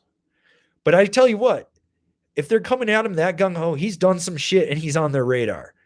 And I know this because February 2009, I got banned from Keystone for a year. And I got popped by Mountain Safety in that exact same spot during the on-snow demo for WWSRA while I was testing boards on a day that the mountain was only full of industry people. And I literally, the spot where he got stopped is where they tried to stop me because I did a toe side carve to hit the next run because I was doing a long lap on a fucking ride. What was it? It was a DH2. I was testing a ride DH2 that day. And I got on that lap and I got tested because I wanted to do a hard toe side carve because there was a sweet side hit further down in a section that they don't. And that's where they lost their fucking shit on me. And that was the day that Craig Simpson, the former head, I don't think he's there anymore, of Keystone's Ski Patrol told me snowboarders have no place on my mountain. I don't give a fuck about Buckhouse. That kid's a fucking kook. He got what's deserved, and now he's a whiny little bitch playing the victim. Look at me. Oh my God. I'm such a good guy, and I'm so parental friendly, and I'm family friendly. Fuck him. Anyone that has lived here for more than 6 months knows that run, you don't fuck with school marm. You go slow. That's how it is. Fuck him. I don't care. Whoop-de-doo. Oh, you had to go take a class. Oh, no, I've got this black mark and I'm worried that the next time. Well, what, are you trying to tell us that you do shit that does warrant you to get your pass pulled then? That's what the question is for me that I see. Fuck him. I don't care. He's a fucking glory hound. He had to make a second 25-minute video to cry about it. Fuck him. Fuck that kook. I fucking hate that kid. I'm just going to be fucking honest. If that kid fucking died, who gives a shit? He's awful for snowboarding. He's a poser fuck. So there's the answer. And for anyone that wants to defend Keystone, go right ahead. They were fully in the right. You signed the waiver on the pass. That is literally a family fun zone. And that is the most congested area. And literally where he was coming, oh, it's got the sickest side hits. That section doesn't even have the good side hits. It doesn't. All it is he brought it on himself. And now because he's such a view hound and he wants the cash from the views. That's it. Oh, whoop-de-doo. He fucking 100,000 views. It's probably the most views he's ever had on a fucking video. Congratulations. There you go, buddy. Whoop-de-fucking-doo. You're the king of the shit pile. Who gives a fuck? I don't care. Look, mountain safety is a fucking joke. You can find a fucking article from me from 2009. 2009. 11 years ago. Actually, 10 years, 11 months, just to be exact. You can fucking find it. That kid just wants to play the victim role, and he's like, we're going to hurt them, and you're not going to hurt shit, dude. All you did was make yourself a bigger target, and now any resort that wants to work with him is going to look at that video and go, oh, no, we can't have this because that kid's going to be so fucking entitled. Whoop-de-doo. Oh, and my favorite was his like, we got called jackasses. Fuck you, dude. Oh, wow, you got called. You heard the word jackass. Oh my God. Are your fucking like religious cult ears bleeding? That kid's stupid. He literally thought dinosaurs were 2,000 years old. Do you know why all of his like video descriptions have fucking typos and he misspells words or he uses the wrong word in there? Because he's uneducated. He's just a dunce. So all you people that support him, you support a poser fuck. He's a joke. He's a fucking joke. So fuck it. I don't even care when he sees this. Like, I don't even want to talk to that kid. I've been nice to him solely because of mutual friends, and I don't want them to feel uncomfortable because I'm trying to be a better person. But fuck it. I don't really care. That kid has no longevity in snowboarding. He's just trying to take everything he fucking can. He's everything that is the epitome of everything against angry snowboarder and everything I stands for. So fuck that kid. And if you support him, unsubscribe from me right now. Just fuck it. Get away from me. I don't care. Don't defend him. Don't do anything. I don't give a fuck. Like, just goodbye, Felicia. I'm fine with it. Whew. There. Now you know why I'm the angry snowboarder. Whew. There. Yeah. Next question.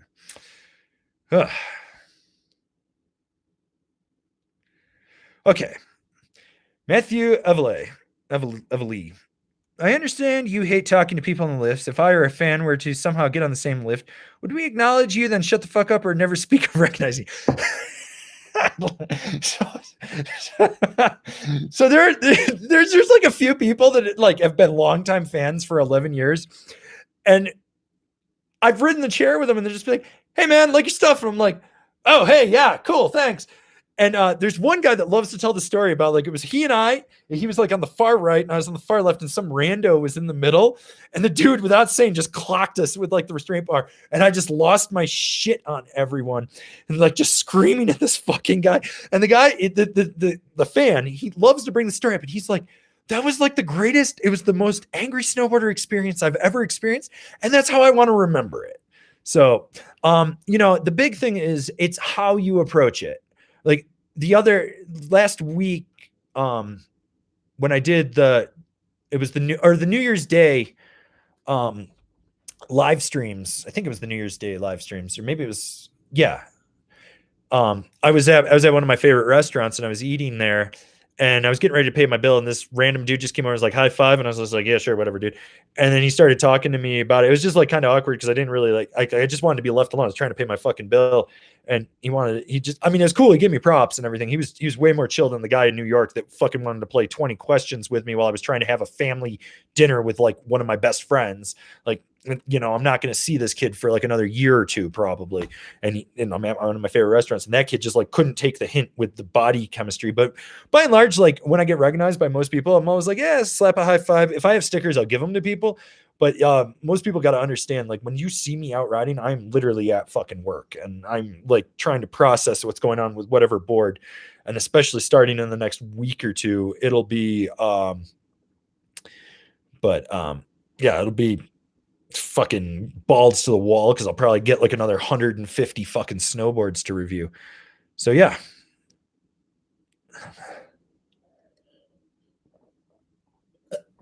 Fucking dehydrated right now. That Buckhouse rant took a lot out of me. All right. Hunter Hoover, you have any opinion of Green Bandit Productions? Smokin' makes a few boards for them. I love their videos. They all, but don't give a fuck. What was it? I rode one or two of their boards. Their lifestyle is a little questionable to me. But hey man, if it's getting them out to shred and people are buying it and supporting it, more power to them.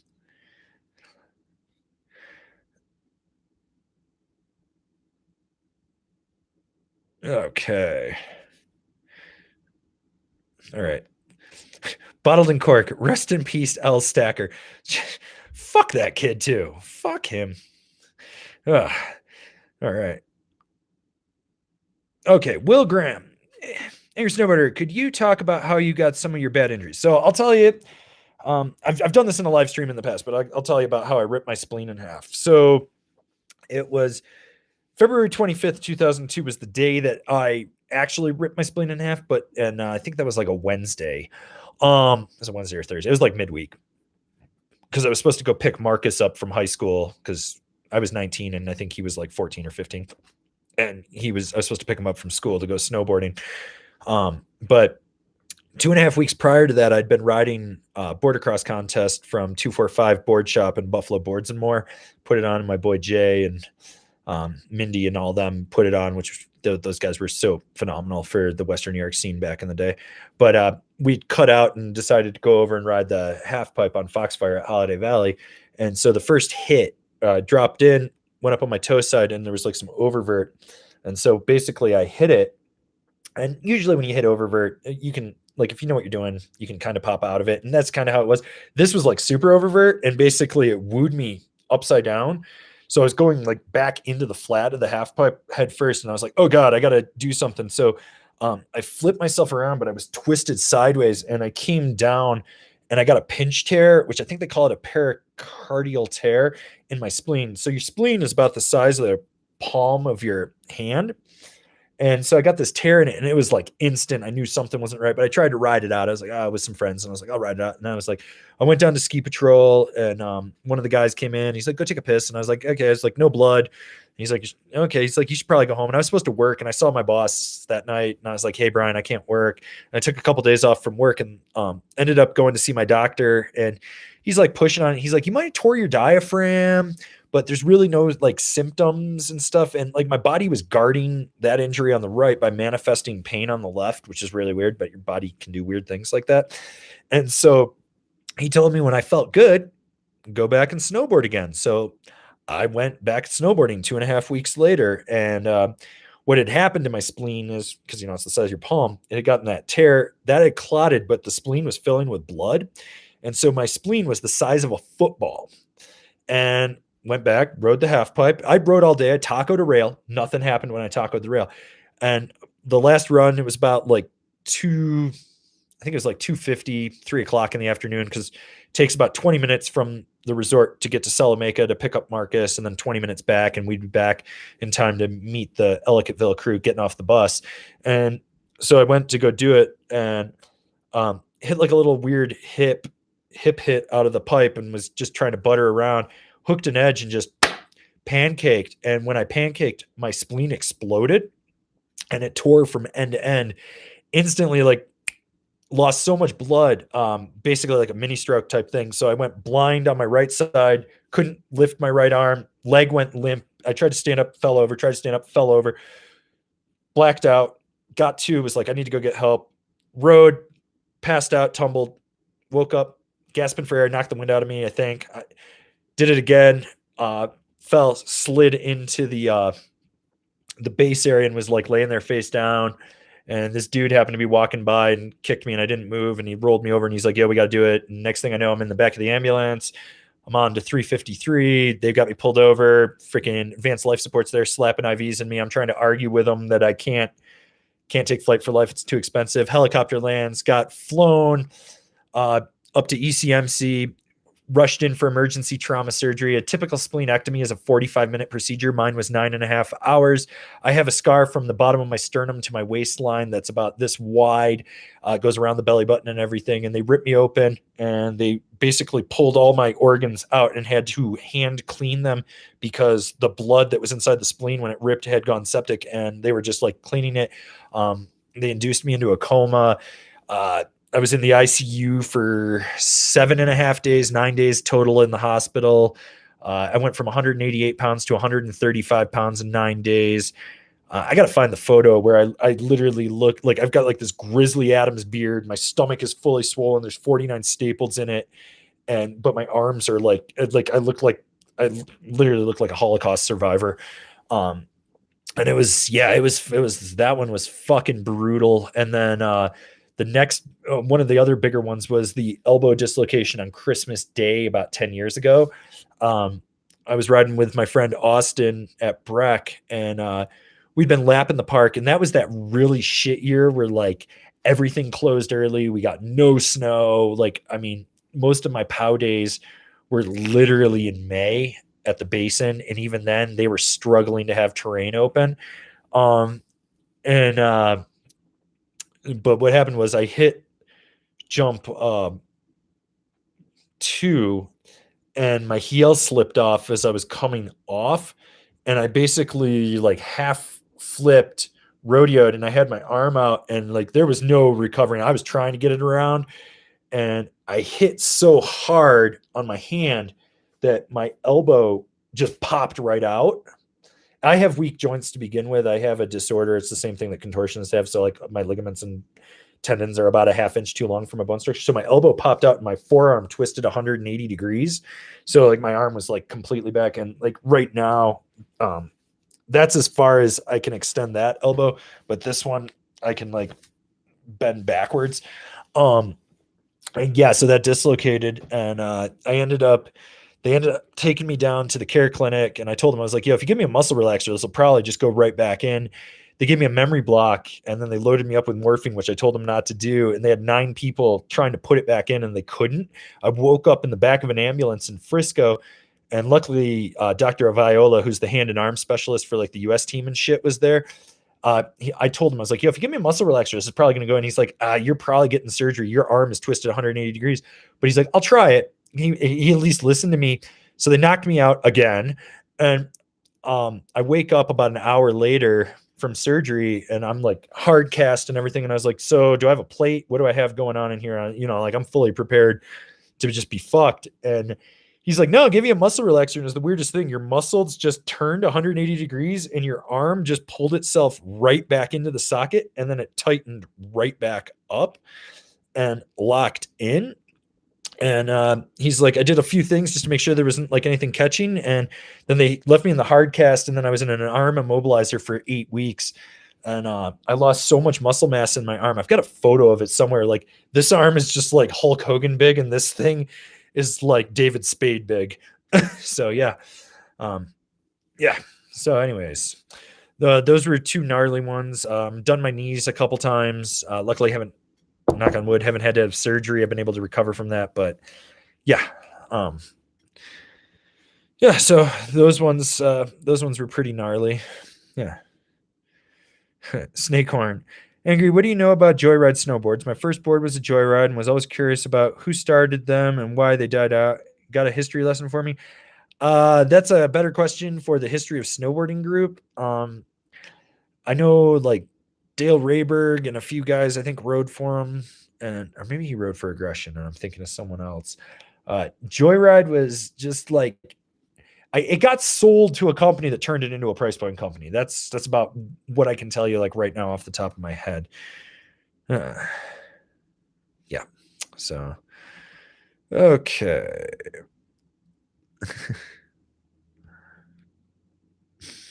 Linares, what's up with the unicorn head on the weirdly gender neutral mannequin? Feel that thing might have some backstory. He wanted to wear it, so he wears it. That's all you need to know.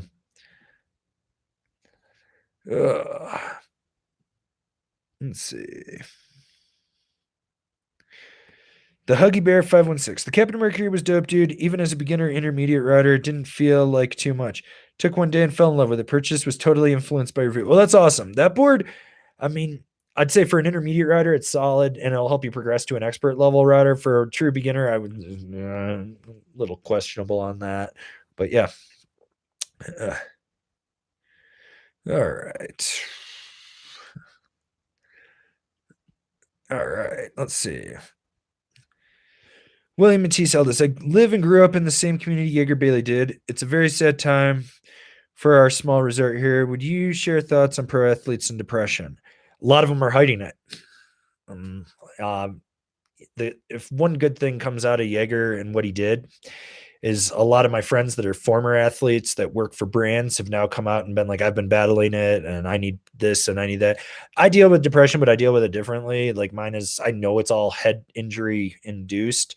I have a lot of friends that are pros that like this hit them hard. And I got a lot more friends that are man-ams. Like these are the working class pros, the guys that come out of nowhere, shine bright and disappear fast for whatever reason. And those guys were like, that's the harder one because they're like, I have no support from my sponsors. Like I have to fight to get a new board. I've been riding a board that I broke 2 years ago. I can't afford a board, but I'm trying to get, those are the guys that I think that probably hit harder, but almost everyone suffers from like some form of depression or another at some point in their life. Some people are worse, some people are less. With snowboarders, it's,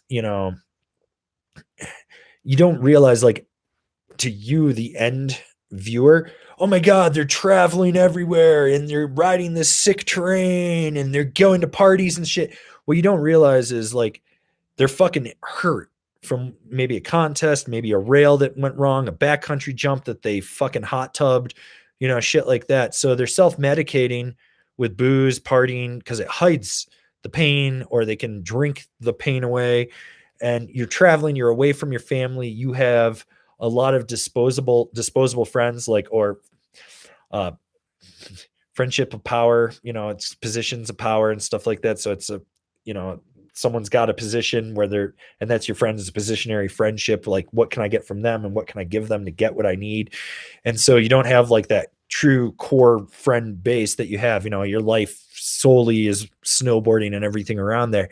And it's sad because when they start to come out of this, or they start to realize like, I have no one to turn to. And the other thing is like, people are like, well, if you're so depressed, just reach out to me and I would help you. Most people don't realize is like when you're battling depression, you feel like it's like being underwater and you're fighting just to get your head above. you don't care about anything else. Like someone could be 3 feet away from you throwing a life raft. You're not going to fucking notice because you're just trying to get your head above, you know. But what it really takes is people to understand what symptoms to look for in a person and to go, hey, so and so is not right. I'm going to go check on him and just be like, look, man, you're doing some fucky shit. And be like, you okay? Like, are you feeling okay? Like, are you thinking of killing yourself? Like, there's nothing wrong about being just direct to people. Like, I do that with some of my friends. I'm like, are you trying to kill yourself? And then they're like, well, I've thought about it. Well, don't fucking do that. Why not? I got nothing. And then you got to like, you have that conversation. Like, I'm probably the worst of all my friends group to like talk to because like I have no empathy just from the head injuries. I'm just sort of like, huh, oh, that sucks. But I tell people, I'm like, what I do is I explain to people as like, if you see someone doing weird shit, call them out, or check on them or like understand like when something is out of normal, like, because the people that are probably the ones that are the most at risk are the ones that you think everything's going well for them. They've done like great stuff and whatnot. In Jaeger's case, like from what I heard, he hadn't snowboarded much in like 2 years, and like he really didn't have his sponsors going on, and he just didn't kind of know what to do with himself, and that was unfortunate. It's like he got chewed up and spit out, and that's the reality of it. Is like it's a grind to get to the top, and even at the top to stay at the top, it's an even harder grind. Like you almost have to reinvent the wheel when you get up there and do it. And a lot of these athletes and kids and stuff, they run it like a fucking sprint when it's truthfully a marathon, and they lose that steam before they've even finished the first leg of what could be an amazing career or life. And it's sad. Kevin and I are actually going to talk about this more in the podcast tomorrow. It feels better when I've got someone else besides all you guys right there, but like someone to bounce stuff off. So yeah, hopefully that does. I'm really sad about Jaeger. Like I love that kid, even from the short time that I knew him and just the small interactions I had with him. He was in a sea of cookie cutter people. He was a fucking original, man. And it's sad to see him gone. It's really sad.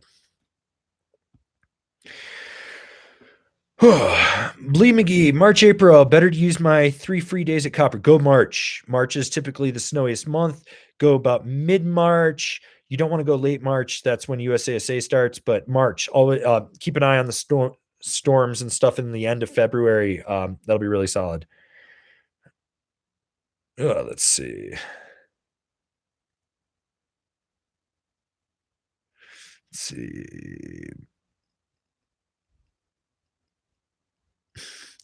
Matthew Everly.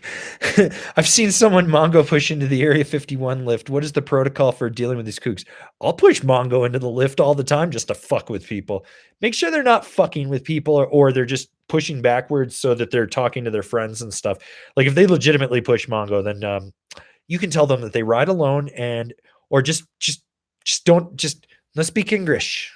Sometimes I do sign language. Fucking whatever. Okay, yeah.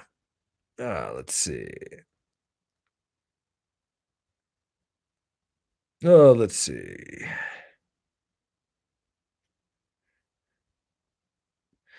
MPIC00. Hey, do they still have all the Australians coming over to work for the Winter Earth Resorts? Not here. I think that's more like a Canadian thing than anything. Colorado, we get most of our seasonal workers. We pick them from South America. There's like a few random Kiwis and Aussies lurking around here, but I think Canada is probably the place that takes the cake on that. Let's see.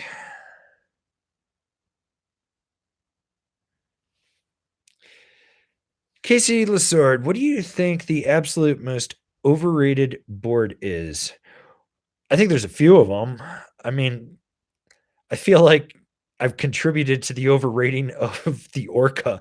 Like it's suddenly now become a rad dad carving cruiser board and not the powder board it is. DOA, I think, is just overhyped. I mean, it's a decent board, and I've got a new review coming up. My opinion's kind of changed. Like I think I've been harsh on it, but I also think there's a lot of people riding it that just don't get the full potential. They would do better with like an indoor or something like that. Let's see. Honestly, like anything with Travis Rice's name, I just like the Travis Rice Pro. Oh, actually, take that back. Overrated board, hands down, Skate Banana. Like that fucking that thing. I just that is the number one most overrated board. Oh my god, I can ride powder with it. Oh my god, I can ride a park with it. Oh my god, it carves so good. Oh my god, you need a Skate Banana. It's like the most fucking great thing on earth. It's the best. It does everything, and it will suck your butthole dry. Like that's it. I mean, there was a point when I was working in a shop. It was like one of the first years the Skate Banana came out. I think we sold something like 500 or 600 of them in a month. That's a fucking absurd amount. Like our board wall was stacked back then. Like we had the biggest board wall in Summit County. And I mean, I think we counted at one point we had 1,000 boards on our wall, but we were special ordering Skate Bananas. Like we had, I think we did a late release order from Mervin and bought everything from them that year. That board is just fucking garbage. It's just like it's a fucking snowboard. Yeah, it's not mind blowing. It'll get the job done, but it's limp. It's fuck, man. That board. Ugh. Yeah, fuck that. All right. Let's see. Frank 0020, does ride board have more cushion than most good for old, and is it good for old knees? No, they're actually a little more lively. It depends which ones you go to. Like if you're really looking for something with a little more dampening in it, you want to go to something that's more North American made. They use more epoxy, and the fiberglass tends to be a little bit thicker, so it really dampens it. If you really just want a damp, dead ass ride, just go buy a fucking Never Summer. You're not going to feel shit. It's also going to be the most mediocre snowboard you own. So yeah. Let's see what else we got going on.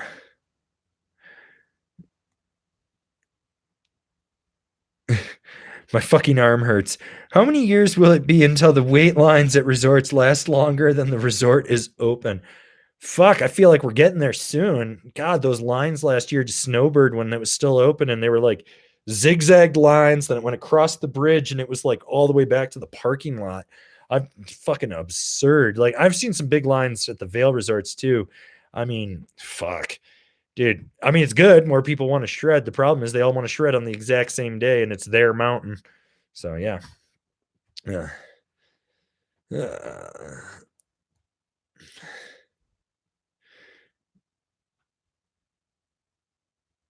All right.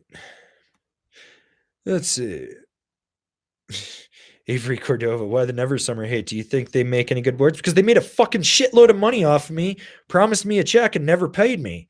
Then they fucking threw me under the bus so that they could take feedback from a guy that fucking rode like the refrigerator Perry, twisting and turning, and stiff leg and couldn't fucking ride. They'd rather take that advice from a yes man when I was trying to be like, hey guys, if you tweak this, it'd be better and better.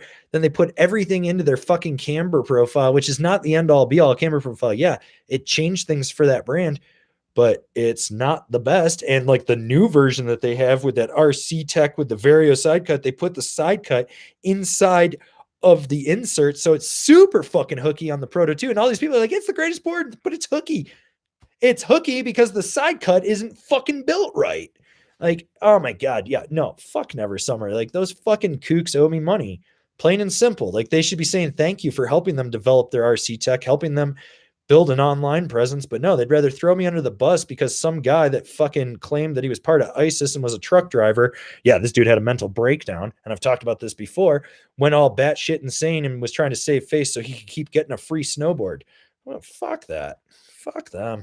Also, like their one marketing guy is one of the most racist people in the world. When they were doing the battle of the brands and Arbor was in the lead to win, and because Arbor's boards are made at SWS, he literally started using racial epithets against their workforce and like sand, you fill in the blanks, came out and he told people that if they didn't vote for Never Summer so that they could win Battle of the Brands, which it was based on who had the better riding at it, which they filmed theirs with a GoPro 3 when the GoPro 5 was out or some shit. Fuck them, dude. Like they're The owners don't even care about snowboarding. All they want to do is go ride their motorcycles or their dirt bikes and just brap around and watch MMA and drink Monster. Fuck them, dude. They don't care about snowboarding anymore. Like they lived long past it. And plus, they're using 5 layers of fiberglass. Our boards are bulletproof. Let me tell you something about when I was product testing for them. I broke 9 boards in a season. 9. Second I stopped product testing for them, I stopped breaking boards. Like, only company I've ever put a base through the top sheet of a board. Granted, they said they were able to fix it, which fucking blows my mind because I'm pretty sure you had to replace the core in that thing, which is like, that's some serious wizardry to fix a board. But yeah. All right. Richard Hurleman. Hi, Avon. Any tips on how I should handle a little old lady skier that runs into me, then blames me for expecting me to apologize? Happens all the time. If she's old, you look at her and go, and she's bitching, be like, why are you bitching? You're the one that hit me. You're going to be dead soon. Is this how you want to spend your last minutes on Earth? End of conversation. Like, old people, the more you remind them they're closer to death, the more likely they are to back down from things. I've realized they don't like their own mortality. I'm going to die. I'm fine with finality. I've been fine with it since I was 19. So yeah. Okay. Let's see what we got here.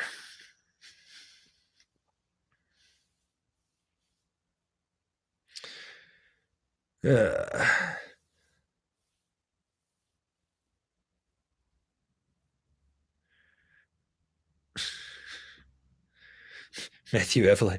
Refrigerator Perry. What's the story of Refrigerator Perry? William the Refrigerator Perry. Chicago Bears. Super Bowl. The Super Bowl shuffle. The fridge. He was a linebacker or some shit. I don't know. I don't follow the sports ball. But I know who William the Refrigerator Perry is, and that there's a video of him or something. I'm talking about skiing, and he just turns like he's like a little refrigerator, just turning, just. So yeah. Okay. All right. Okay. Let's see.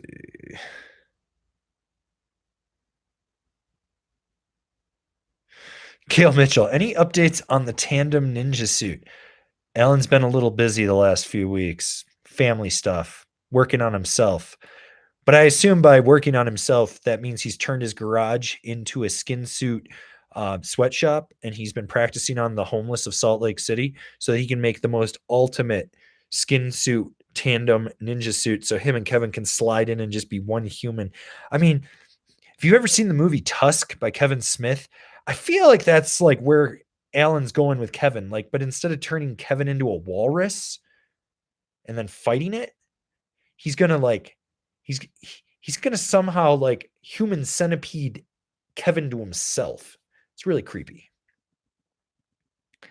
Okay.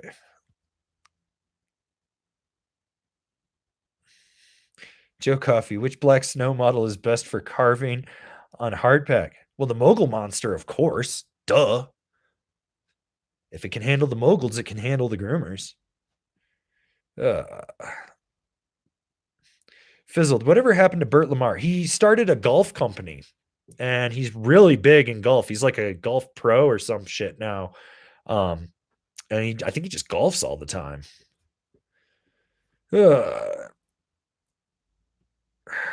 Let's see. I think we're kind of caught up on questions there.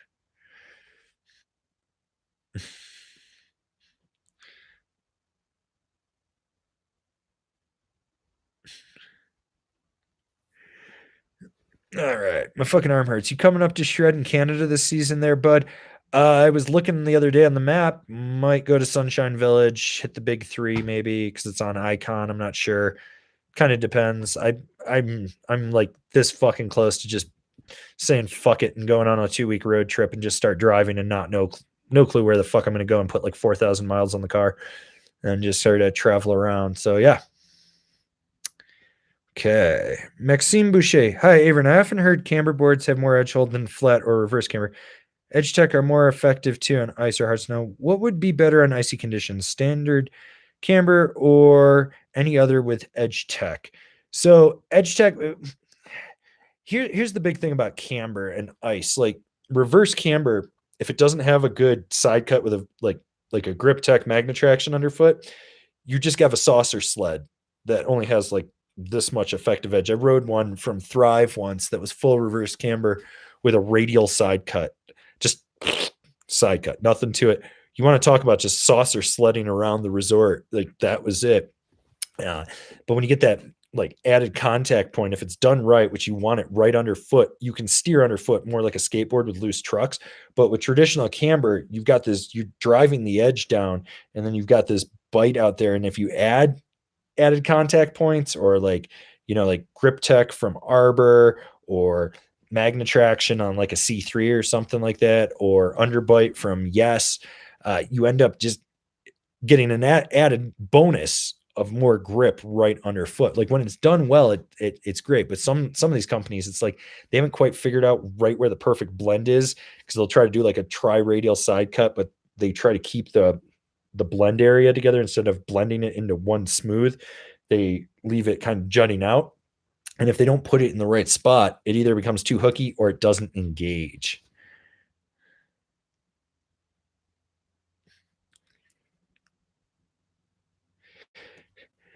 Ooh, McInley Gillingham. In your opinion, what's the biggest poser brand? Outdoor Master, Gilson Snowboards, any shit Amazon company, those companies that were buying the generic knockoff union bindings and pass them off. No Bad Day is another one, or as we call it around here, no bidet. There's no bidet over there. And like those are all fucking just poser knockoff brands. Yeah. So let's see.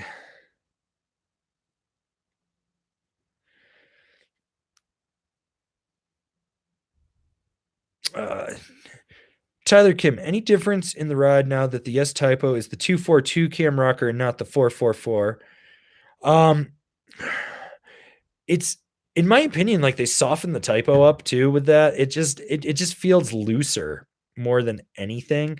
It just doesn't have as like much snap and play as it used to. So it's still a versatile mountain board. It's just easier to engage. It's not quite as like poppy as it used to be, but they also did change factories too.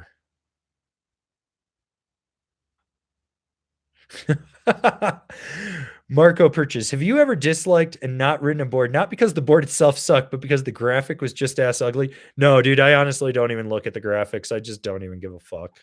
I I've always said that if we ever did an angry board, I would literally put pink dicks and unicorns and rainbows on it and not give a fuck and just see if people would buy it.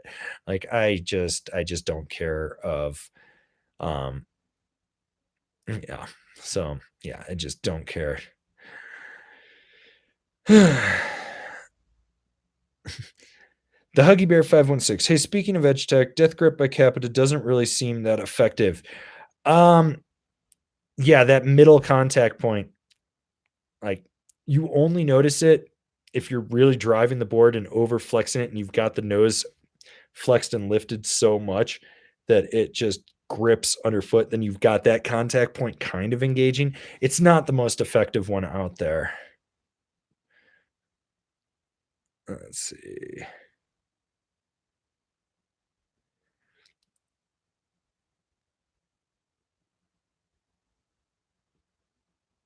Uh,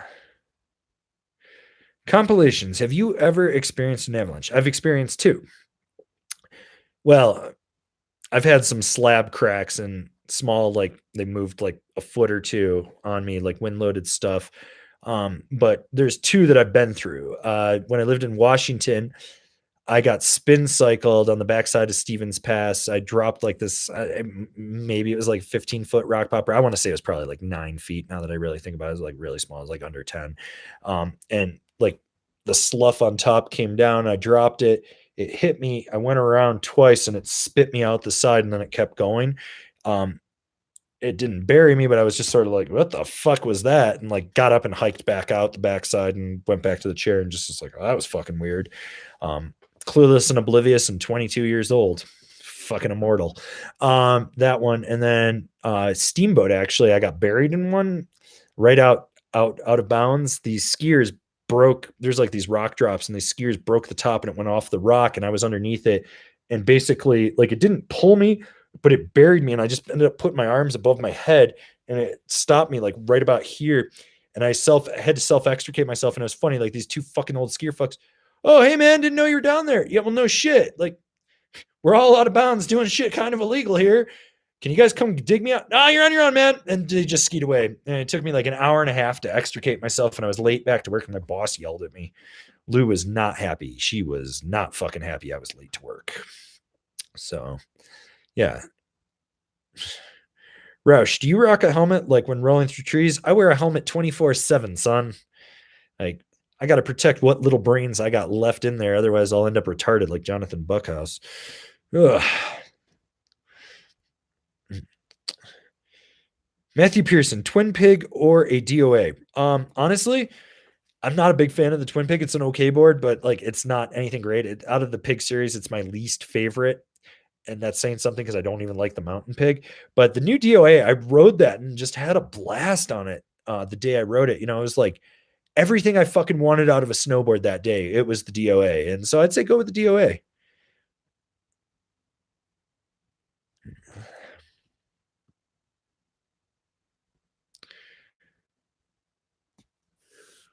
NQ, which board brand has the most angry approved boards? Probably Nidecker, I think. If not, Rome would be up there. But like it'd be easier for me to tell you like unapproved boards than approved. Dustin Dingman, suggestions: Union Strat or Union Force for better response. The Force will be more responsive just due to the base plate. It doesn't have that giant bushing underneath. Like the Strat is more of a surf style binding. Like you get a lot more lateral play. It's not for charging hard and driving with it as much as the Force would. If those were your two, if I would, I'd say probably actually go to an Atlas. That's going to be a way more responsive binding than the Force.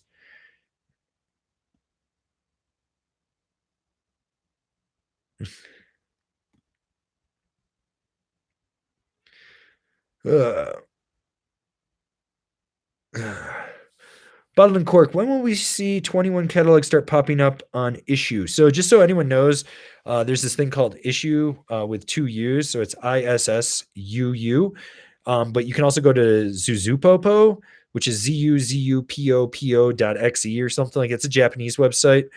You can Google it, but 2021 catalogs, they've already started to come out on there. I saw the niche one was on there, and I think there was one other one as well. So we're starting to see more of that. I actually today just got the new Wired catalog in, and I'm going to start emailing a bunch of my reps and whatnot and marketing people just to be like, hey, send me a catalog so I can look through it, figure out what we want to talk about. Because I think Kevin and I will do another 2021. We'll do another like product preview podcast. Hopefully it won't be like 3.5 hours like last time. Oh my God, that was fucking killer. And we started that at like 9 o'clock and finished it. Well, no, I think we started that actually. He showed up at 9 and we started it at 10 and we finished at like 1:30 in the morning. It was fucking absurd.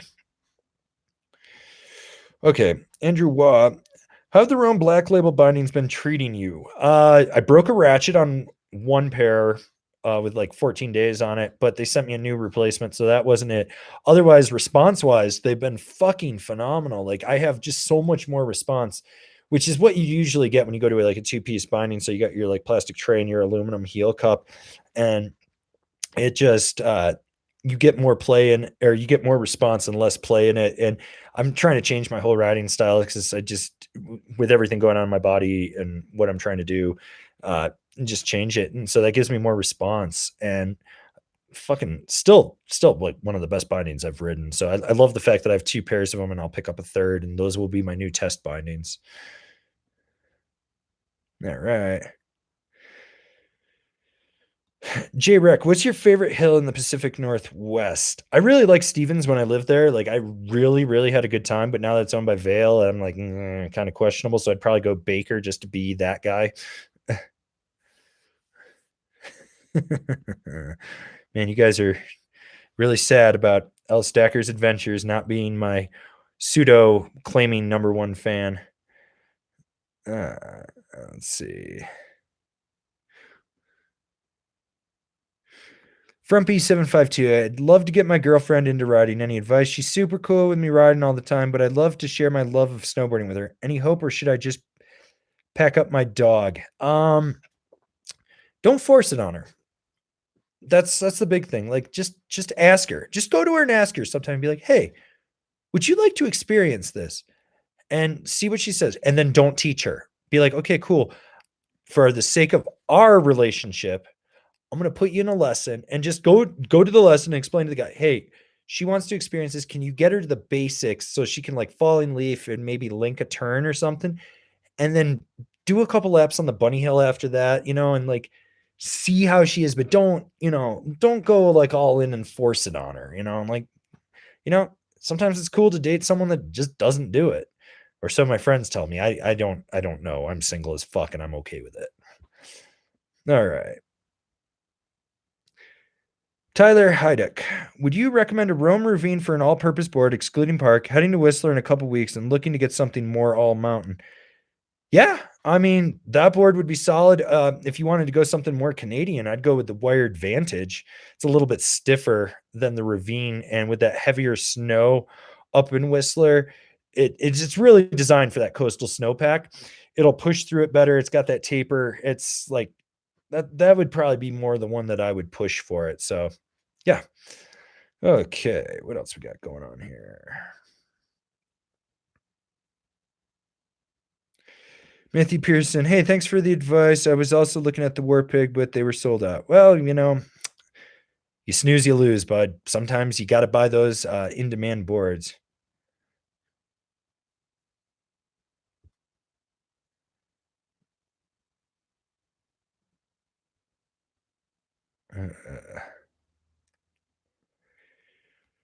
KT, recommendation on good kids boards, 130 or 135, 12-year-old that's been riding for 6 years. Yeah, there's a kid's gangplank from Rome, and it's not like a foam core or super soft. It was, I already talked about this earlier in this live stream, but it was designed for Justin Phipps when he was like the Rome Little Wonder kid, and that kid rips. Definitely check it out. Like those are designed for kids that can abuse their equipment. So yeah, the Rome stuff is super, super solid. All right. The Huggy Bear 516. Fuck it. I'll ask what's the least angry approved brands. Outdoor Master, Gilson Snowboards, Rurock. Tech 9 should be on there too, because that's just fucking sketchy. Prospect Snowboards. That shit'll kill you. Soul Stick Snowboards. If anyone didn't catch today's Can Kevin Carve It, go look at that floppy noodle of a 165. Those things look like ass.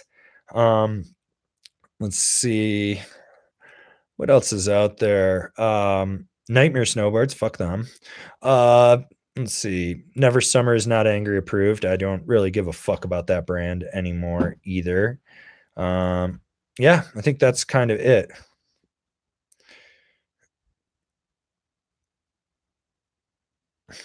Matthew Smith, do you think people will start making wide boards as it seems like now more people have big ass feet?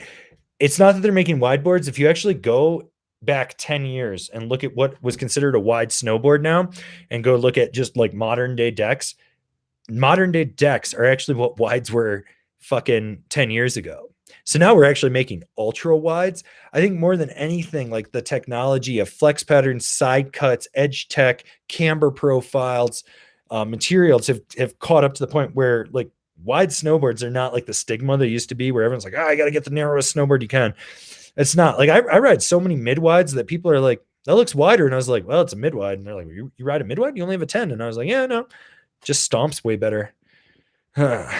Jason with the $10 super chat. Can we get a sequel to today's Can Kevin Carve It where he rides the soul stick switcher backwards? More money where this came from. Just saying no, because I had to send that hunk of shit to the Good Ride to review, and you better believe I caked the base of that thing in stickers. I made that thing as sticky as fuck for James Beastie. But no, actually we got an announcement coming out soon for Can Kevin Carve It. Kevin and I are going to be talking about that in the next podcast. So the audio should drop for that probably Monday, maybe Tuesday. Depends when I get that edited together and uploaded on Podbean. And I got to sit down and still figure out why iTunes is not accepting us. That's been like a year-long project and frustration. Every time I think it's getting close, it isn't. Yeah.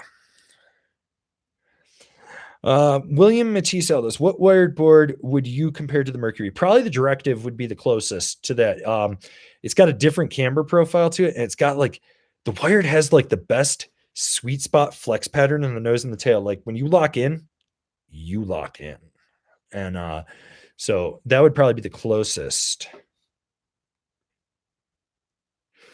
Alvaro Batista, did you end up getting your Super Pig or still pending? No.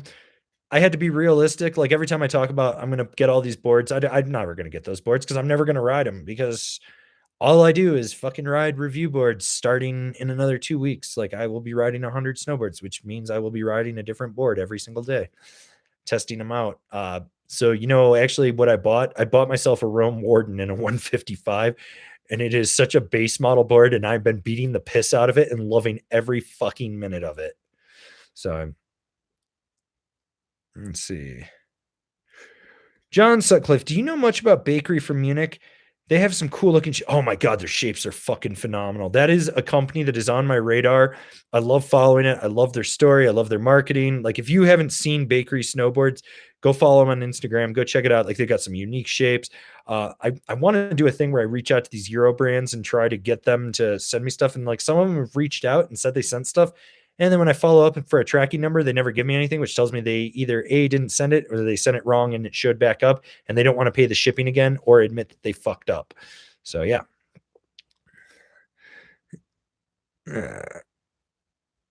Jimmy Ferris, what you thinking on the Billy Goat? Trust Temple? Actually have a review of it. So if you go to the GNU playlist, there's a review of the Billy Goat. Like every time I ride that board, it's like, oh my God, this thing's a fucking, it's burly and it's a snowboard. I mean, it's designed for Temple and his style of riding, and it's fucking solid. Like I'm not 100% in love with that board, but I don't hate it. Like it's solid. All right. Let's see.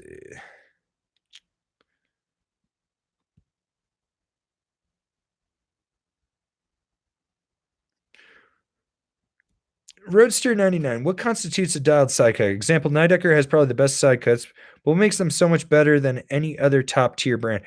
This is the big thing with a side cut. Like there's a lot of bad side cuts out there, but the boards that they're on can compensate for it with the flex and the camber. So it's like you got to look at the trifecta of why the side cut works: camber profile, the flex point / flex pattern of the board, and the side cut. And the big thing with a side cut, like everyone's like, I don't even look at the numbers of a side cut. Does it turn more? Yes. Does it turn less? Yes. That's what I look at. And I look at, you want to know, like a truthfully dialed side cut, it should not matter what type of board it is. All that should matter is when you are on a medium angled groomed run and you roll the board over onto your edge, toe edge first, and you engage off the front foot, drive through the carve, put your weight on the back, and springboard back out of it, that you get that snap and you feel locked in. And as you springboard back out, you'll be able to transition it back over to the heel edge and engage off the front foot, drive through the center, and springboard back off of it. Like when a side cut is dialed in, you feel like it's basically, the best way to equate it is mountain pass driving on a car that's either Triptonic, Geartronic, or standard, and you can downshift it to the gear. And as you engage the turn, you never have to step off the gas. You never have to hit the brake at all. You can keep it at a consistent speed, even if you're going up, and it holds, and you go in and you feel that you stay in your lane the whole time. You never end up drifting or it's skidding out or understeering. And that's the big thing with a good side cut. Like my Rome Warden does not have the best side cut. I'll be honest with you. It's dialed for what it is, but I overpower that board so much that I'm like, oh shit, I'm going to die like all the time. But like I get on my Endeavor Archetype, and that thing, when I'm coming out of POW and I hit a groomer, I can lay a trench, or the Telos backslash. Like they designed the thing to be a volume shifted POW board. It just happened to be really good at carving too. And it's funny because if you look at the marketing for the first year backslash, it's like volume shifted powder board, second year, volume shifted carving cruiser. and you're like, oh, change that one around. So yeah. NDS rocks one, size 12 foot, 150 pounds, have hot knife 156, want wide, verse for extra lay down on my carves. Worth it? Ride Minnesota Troll ice hills, tow ropes, parks 25 to 40 days of season ride, 30 to 60 foot jumps, carve at speeds, no rails. Fuck yeah, the hot knife will be, yeah, that'll give you the width you want for carving. Um, it's gonna be a little bit of a bitch for hitting rails. Like you're gonna learn how to manhandle it, but that for what you're describing, I think that would be the choice. Mike Garcia, what are your thoughts on Billy Anderson's new board company, Will Snowboards? He actually reached out to me. I thought I was getting one this week. I think it's coming next week. Either that or it's showing up tomorrow. Uh, I feel like if you understand like Billy's design theory, like so when he was at Burton, he created the branch manager. Fucking amazing board. Love that board. Like best family tree board Burton ever fucking made. Should have kept that around. Didn't. Then he went to Signal and he created the Yup. Best fucking board that Signal's ever made, in my opinion, and it's the spiritual successor to the branch manager. I view the Will snowboards as the spiritual successor to the Yup, and I'm really looking forward to riding one of those and seeing how it actually rides.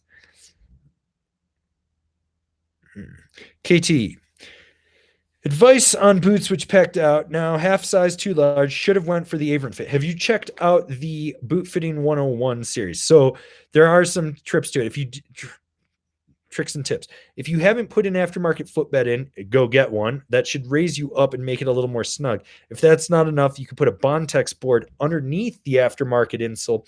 That too will raise you up in the boot and make it a little tighter. Also, you're going to probably want to put J bars in the ankle so that way that it cups around the back of the foot and locks in the heel and holds you down. And then you want to do the top of the toe liner because that's actually where you get a lot of volume thing in there. So you cut the one to the top of the toe liner, the 3M foam, you put that down, and then you could also do a tongue shim up the liner as well to suck up volume. And basically, that's going to prolong the life in the boot, but it's you're putting a band-aid on a fucking shotgun wound. So I don't recommend it, but you could do that. All right. NDS rocks with a super chat question in chat. Yep, got that. Let's see. Kyle Baker, love your reviews. You ride with or know any cool girl riders that could review women's boards for Angry? Asking for my wife. She can't find any good female gear reviews. We did some women's reviews in the past, and it wasn't 100% where I want. Like, I'm working towards being able to hire one, and I want to be able to pick like a really good one and do that because the women's market is so underserved. I've talked about it in the past. Like, I'm going to be redoing the Angry VIP video and breaking down like what phase 2 of Angry on YouTube is. So like phase 1 was getting to 10,000 subscribers. And that was like introducing you guys to me on a video format, because if you didn't know me from the written format, I'm a bit much, especially if you scroll back in this and see some of my anger rants. But the big thing with this is finding the right person, making sure that they understand this isn't about getting free product. It isn't about playing favorites with brands. It's about just literally making sure that the end consumer gets the most value out of it and understanding that it's a wild ride. But I think if we did it right, we could match what we do for guys with women. And I want to find like the right woman to do this, like the right chick that's just like, fuck yeah, I don't give a fuck if I get cut off from the snowboard industry and I'm never going to get a deal and this, and this. I'm doing this because I'm pissed off that I bought a board one time because of some shit review or some shop person. And that's kind of it. Let's see what else we got going on here.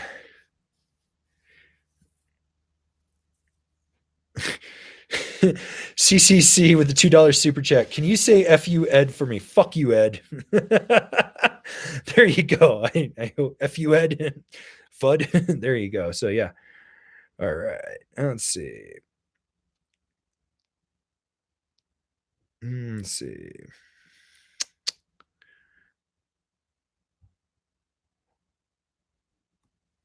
Oh, let's see. Funk Farmer. I know best boot is the one that fits my foot, but any brand model is better for wide, flat Sam Squanch feet. Need ones on the stiffer side too. Well, if you got like a true Sasquatch foot, you know Ride makes the Sasquatch boot. It's like a size 16 to 18 or something like that. But really wide flat feet, Solomon's are actually pretty decent. The big thing is pull that stuck insole, just throw it in the fucking garbage. Get yourself an aftermarket insole.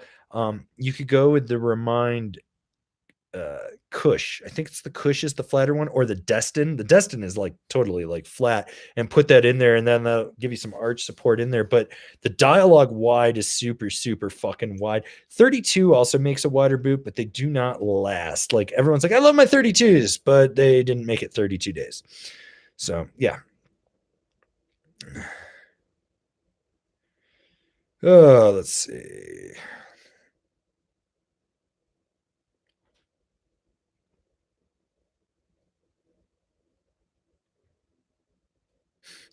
Water bottle. Last season, there was a Never Summer demo at the home mountain, and it was on my ride alter ego. Somebody on the chairlift asked me if it was a Never Summer. I had a kid tell me that his favorite brand of bindings one time was Never Summer bindings, and that he has like 5 pairs, and they're the most bulletproof bindings. And I was like, really? Because they never fucking made them, you kook. So yeah, it's fucking fanboys. Uh,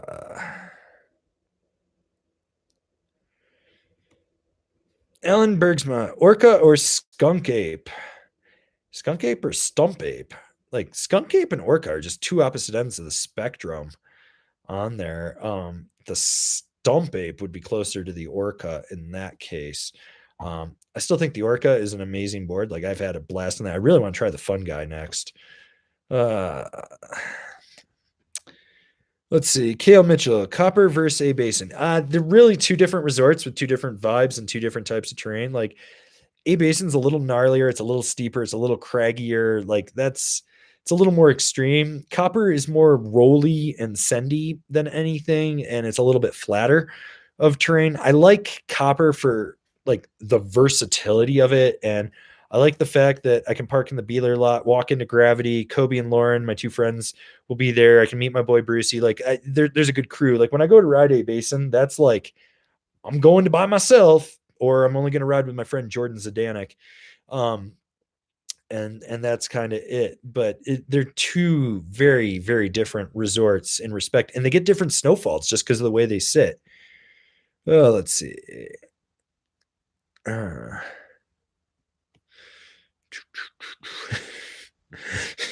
Bottled in Cork with the $2 super chat. Rest in peace, L Stacker Adventures. Oh darn, he unsubscribed from us, and he's not here to tell everyone to smash the like button. Whatever will I do? I'm broken. Which, fuck that kid. I really don't care. He would comment on every video, and like 90% of his comments got flagged as spam. He literally created more work because I have to go check the spam comment, because legitimate comments would get pinged as spam, and I have to go in there and unblock them, then answer them. And his would just be doing it. And I was just like, delete, delete, delete, delete, delete. Fucking wanted to block that kid. He was nice, but I was trying to be nice. But yeah, no, fuck him. I don't really care that he unsubscribed. All right. Andrew, do you think there's any benefit in getting full custom insoles versus cut and fit ones? Yes. If you have plantar fasciitis, you've got mangled feet, you got pins, plates, screws in your feet. I think if you have a very competent boot fitter and you understand going in that it is not going to be a one and done situation where you go in and it's done and then you can go out and ride, but this is more going to be like you go in, they tweak it, you go ride, you come back, they tweak it, you go out and ride, they tweak it again, one of those things. They do have their place and their purpose. I mean, I've had full customs numerous times in my life, as well as I've had a lot of aftermarkets. It just so happens that the Remines seem to fit my needs for my foot shape, and so I use them.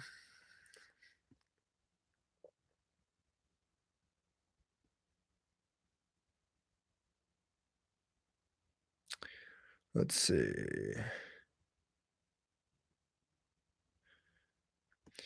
Synthety, experience with flux boots. I just got a pair and they feel quite nice for my narrow feet. We got a pair of the John Jackson Coiler boas just to talk about one time. There's actually an old podcast segment with Kevin and I from like 3 years ago. Those boots are actually super, super quality. The weird thing was like the ones they gave us had no insoles. That was just fucking weird. Like we're like, there's no fucking insoles in there. But by and large, I always forget the Flux, and they've made boots for years in Japan, and they finally brought them to North America. That's like a boot brand that I kind of like overlook when people talk about it, but that's something that I think people should definitely consider. Like they're quality. Let's see.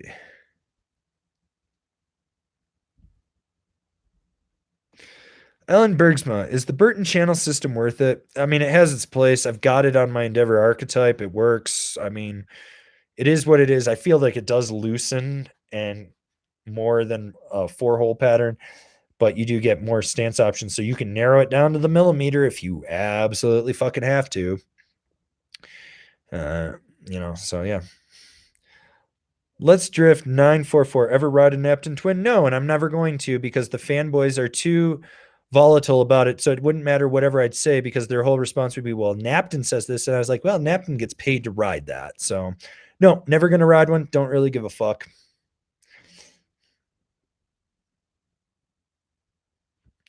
Raoul Duke, actual question. What weather information outlets do you use? Do you use Open Snow? Yes, I use Open Snow, but I tend to trust Joel more than Sam for Colorado. Sam is overly optimistic, and Joel tends to be a little more pessimistic. So Joel slightly underreports what we get, and then we get more, and you're like, oh, well, Joel was wrong. We got 8 inches instead of 4. And then like Sam will be like, we're going to get 18 to 22 inches, and we get like 3. And that's kind of the big thing. But OpenSnow.com is probably the best one for checking regions and stuff. I also go with like remembering when I can how previous seasons were, and I check like just the weather app on my iPhone as well. So like I try to like brace everything. I also with the arthritis, I can tell when there's like storms coming and whatnot.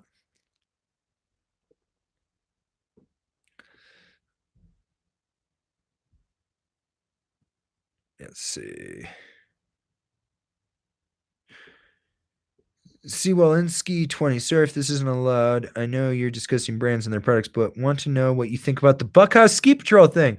Want to see what you think about it. Guys are such blowjobs. You need to scroll back about 45 minutes to an hour.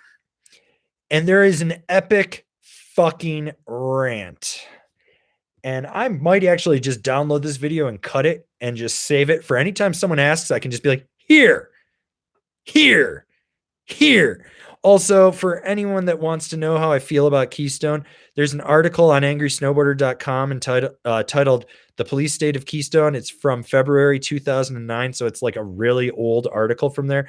And basically, it outlines when Craig Simpson, the head of Ski Patrol, told me snowboarders have no place on his mountain. I wasn't the only one that had to deal with this. Finn, who used to own Bomber Online, which is the hard boot one, had the same interactions. Like it's just a Keystone thing by and large. So no, I don't really give a fuck about Buckhouse. I literally loathe that kid.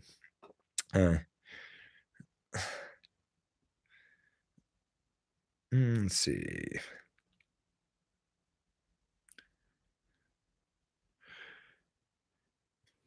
Jack Roseboom, opinion on stiff versus soft boots. I know you ride Threxus, so I guess that answers the question, but still. So it's a personal preference thing. Like my friend Ryan, amazing snowboarder, Vale socialite, just love the dude to death. He rides a soft boot and he doesn't tie the top of his boot, so it's like done to the ankle. And fucking amazing snowboarder. And I'm just like, how the fuck? And he's like, think about it, man. Like you can bend your leg in every direction. And I'm like, that just sounds like some skateboarder shit. And you don't skateboard. I don't get it. I like just don't get it. But it's a lot of personal preference. The big reason that I ride stiff boots is my ankles. I've had some issues with my ankles, so I can really lock them in. And then I really like to just when I want to go on my toes, I don't want a spongy ass boot where I'm like blah blah blah blah engage blah blah blah blah edge engage blah blah release blah blah blah blah blah drive in blah blah blah. I want to be like boom boom you know, and that's kind of the big thing for me. But it's a lot of personal preference. Like I rode soft boots for years. I didn't actually even start riding stiff boots till I moved to Washington. And the only reason I ended up with a stiff boot was I was riding so much, and I was like, I just need something that's gonna last. And they're like, well, get a stiffer boot. And I was like, yeah. So I got a stiffer boot, and I was riding Vans Fargos, and even those, I was blowing through like 2 pairs a season, and that's kind of it. Drehu, after 4 to 5 hours of riding, my small toes, leading foot hurt. Is that a boot issue? That might be a footbed issue. That might be a circulation issue. That might be a muscle memory issue. That also might just be a foot fatigue issue as well. There's so many things that could go into that.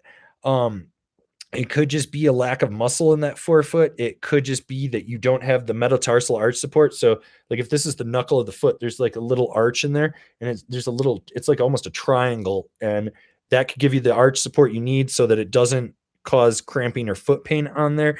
It could just be that your boots are too tight, or it could be your boot is actually too wide and your foot is rolling in there and it's splaying out and using more pressure and muscle to drive with than anything. So it could be like any number of things. Like if I'm not actually looking at your boot and your foot, and I can't really give you a good estimate of what's going on, I can kind of just give you a generalization. Uh, Frank 0020, will any bootmaker sell you half size larger boot on one foot? No. So what you would do, what I would recommend is you get the size to the small foot if you can. So like I have two different size feet. So my right is a 9 3/4, or is a 10 3/4, and my left is a 9 3/4. So full size difference. I get a size 10. So my left foot, there's a little more wiggle room, which is my back foot because I'm superior foot. But my right foot, like when I get the boot, my toe is. So what I've done is with the footbed, you put a small heel shim that'll raise you up and that'll pull the toe off from that. If you heat, but what you want to do first, and this is the order of the progression I would do: get your boot, get your insoles, heat mold the boot, put the insole back in, let it cool down, wear a toe cap on the bigger foot, see if that'll push the liner out. If that doesn't do it, then the next step would be to grind under the footbed, or under the forefoot of the footbed, so that it sits down, so it's a little elevated. If that isn't, then you cut a small heel shim, so it's like, a little wedge, and you put it under the heel, and that's going to pull you up and pull you back a little bit off that. And then if you're still having that issue, heat mold it again, but with all that stuff done, and see if that pulls it off. And then if that hasn't done it, take a razor blade and slice the end of the liner, not all the way through. You want to go through the first layer into the foam, so that way it like springboards up.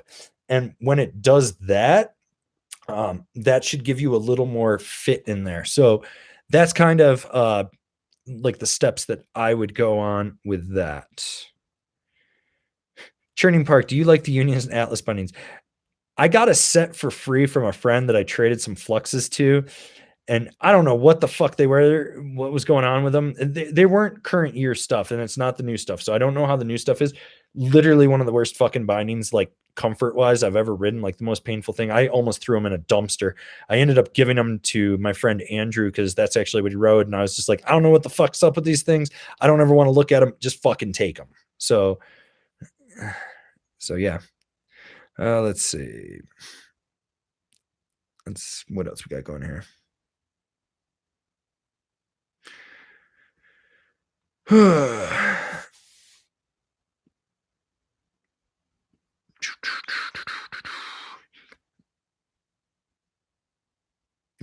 Zmore. Why are Burton boots so tiny compared to the likes of 32? It seems like you have to ratchet down so much harder because they have that footprint shrink technology. So what they did is they minimized it's the outer shell of the boot. They've figured out how to minimize all the materials just to shrink the size down in it. 32s, they're still using like an older last on a lot of stuff, and they don't change stuff because boot lasts, I mean, per size, you're looking at $100,000 per size per mold. And so they're not investing as heavily into that because 32 has the biggest market share of any boot, and they're just like, fuck it, our name sells it alone. And realistically, I think Burton puts more time into boot development than 32 ever will. Uh,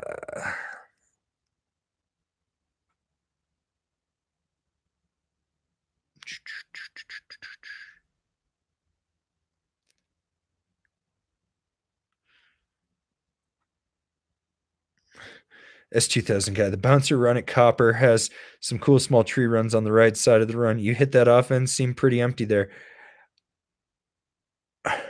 I ride everywhere. Let's just say I saw you, you didn't see me.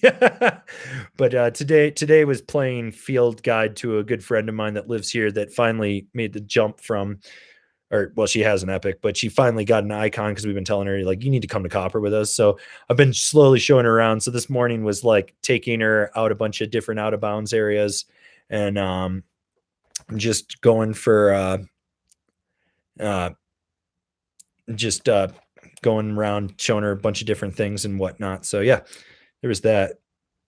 Let's see. White Rabbit Sale, roam or ride? I'm a roam guy. I just feel like they have more stuff that fits my needs. Like ride makes some great stuff, don't get me wrong, but roam, like I've always had a love relationship with roam since they came out.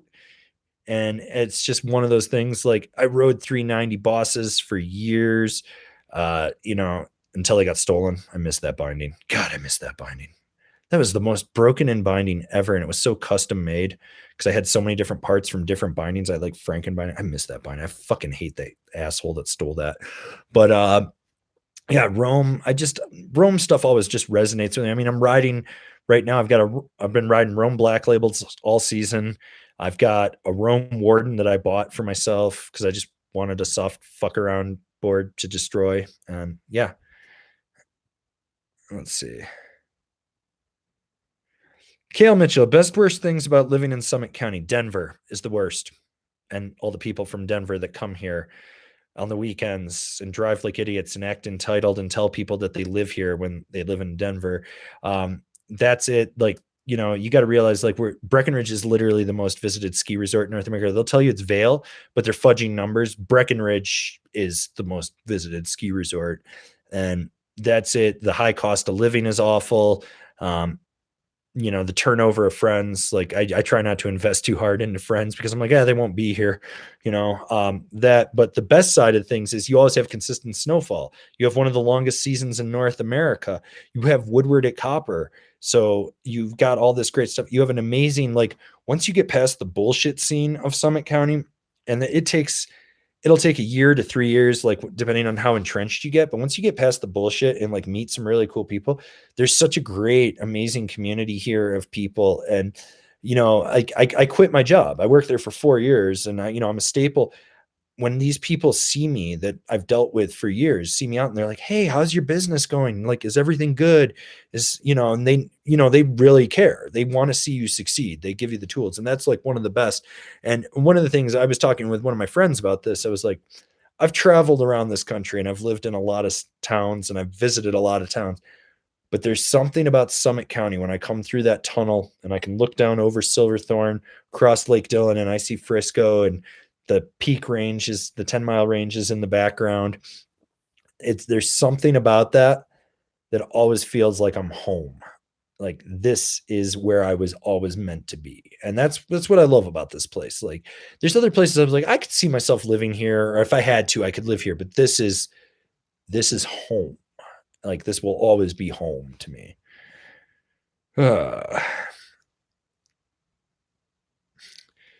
Okay. Let's see. Frank 0020 with the $2 super chat.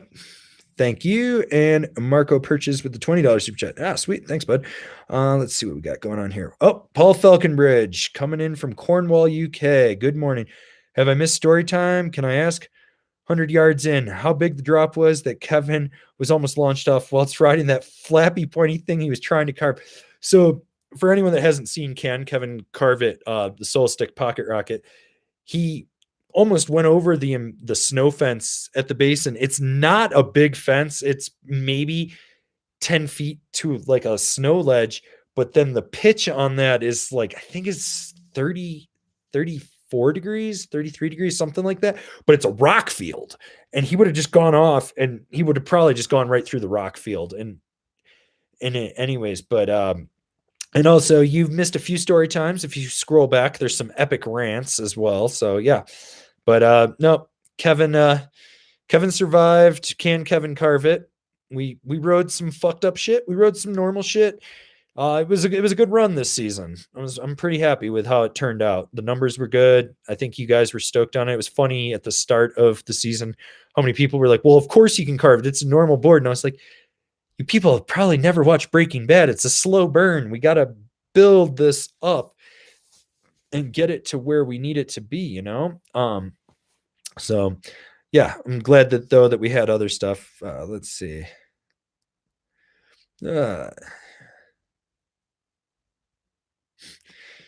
oh, okay. Sahib Shahal. I hope I pronounced your name right. I'm sorry if I didn't. How do I know I'm ready for a black diamond run? You go down it. If you made it to the bottom in one piece, you didn't fall over and you didn't die, you're fine. You got to understand, trail runs are rated based off the difficulty per mountain. It's not a universal system. So when I was in New York, there was plenty of black diamonds I was going down, and it's expert terrain. It had the same pitch as the fucking bunny hill here at Breckenridge. Not exactly challenging. So yeah. Okay. Let's see what else we got going on here.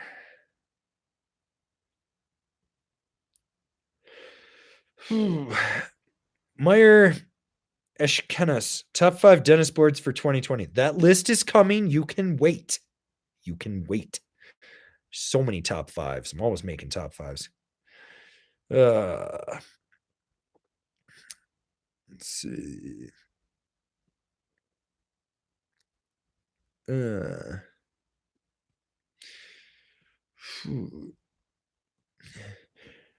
White or rabbit sail. If you could only own one board and bonding setup for the next few years, what would you pick?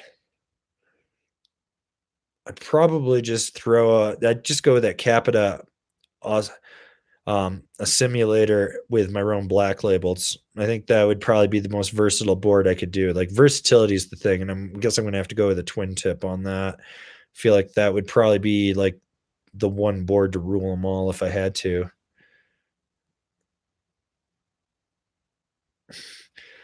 Ryan Austin, what do you think of the new War Pig? I think the same thing I thought of the old War Pig. It's a volume shifted, versatile, fun fuck around party board. Super good for all you big footed riders. I think it's great. Also, can you tell Grubba it sucks to suck? Grubba, it sucks to suck. And clearly you suck. So that sucks. Let's see.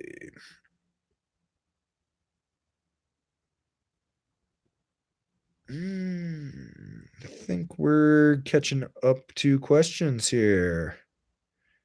Let's see. I've been on here for 2.5 hours. I'm going to do 5 more questions, guys, and then I'm going to dip out. Beeswax, Averin, what's your favorite? Your top 5, top 5. Okay, so top 5, top 5. Top 5 reasons to move to Colorado is a good one. I really love that one. Top 5 stupid things resorts do is another one. Top 5 all mountain freestyle boards, because the comments alone pissed off so many people were pissed off, and I just fucking watch the world burn in that one. Top 5 things not to say to a local in a shred town, and Kevin's top 5 worst snowboard shop customers, because people were fucking salty in the comments section.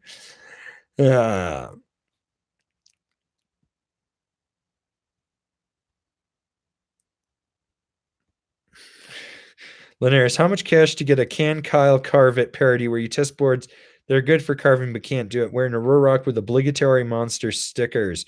Fuck, I should just get Sheldon Dennis to do it. That kid'll fucking show up with his Red Bull painted helmet and claiming he's a Red Bull athlete when he's not, and that kid can't fucking turn a snowboard.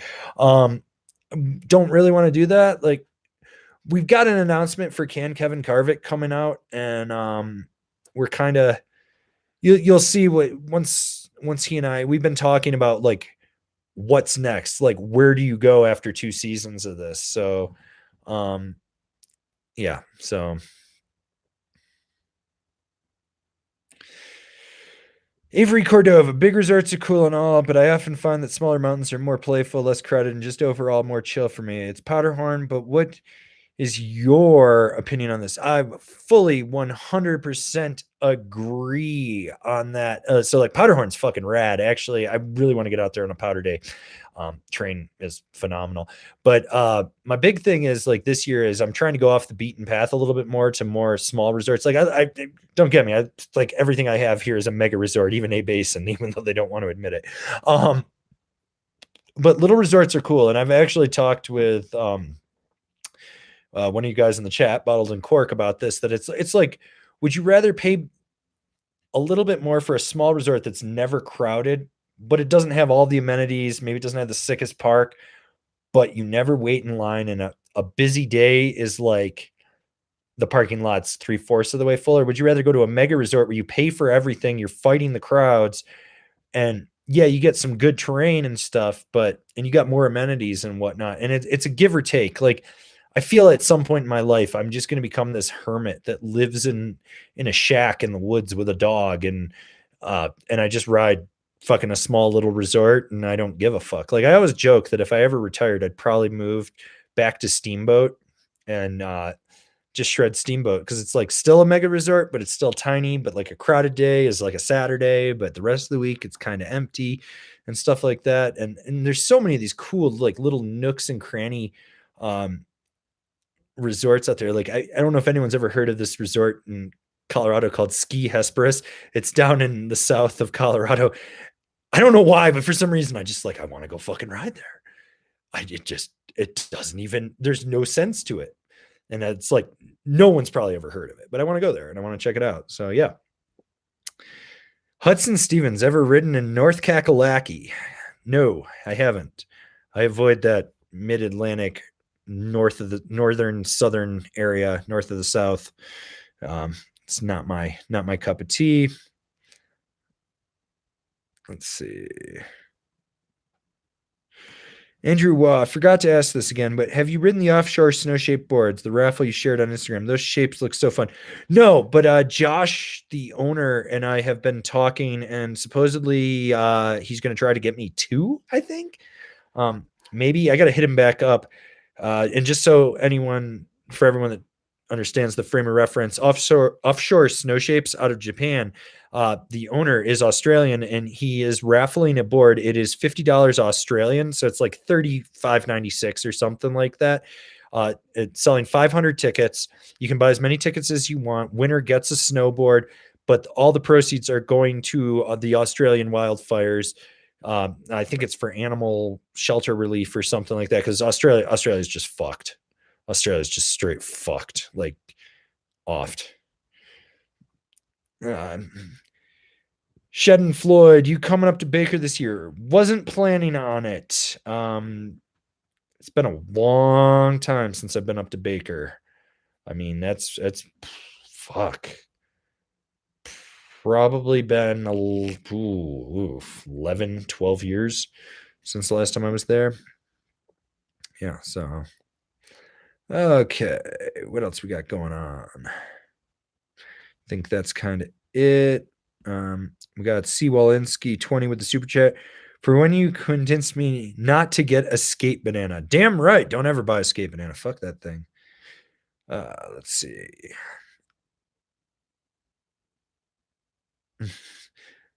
Bottled in cork. Après or no après resorts? Après is wherever you want to make it. You pick up your charcuterie board, you get your beers, and you sit on your fucking tailgate. Oh, wait, you drive a Subaru. You don't have a tailgate. You take out your little camping chair and you sit down in it. I drive a Volvo with an 80-20 split tailgate. I have a tailgate and I'm a yuppie and I drive an R design. But yeah, après is wherever you want it. I mean, for me, I'll ride copper all day and come back and then just go hit happy hour at one of my favorite restaurants down the street from me. And that's my après right there.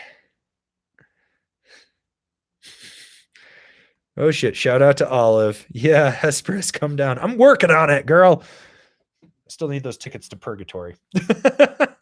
Oh, let's see. Let's see.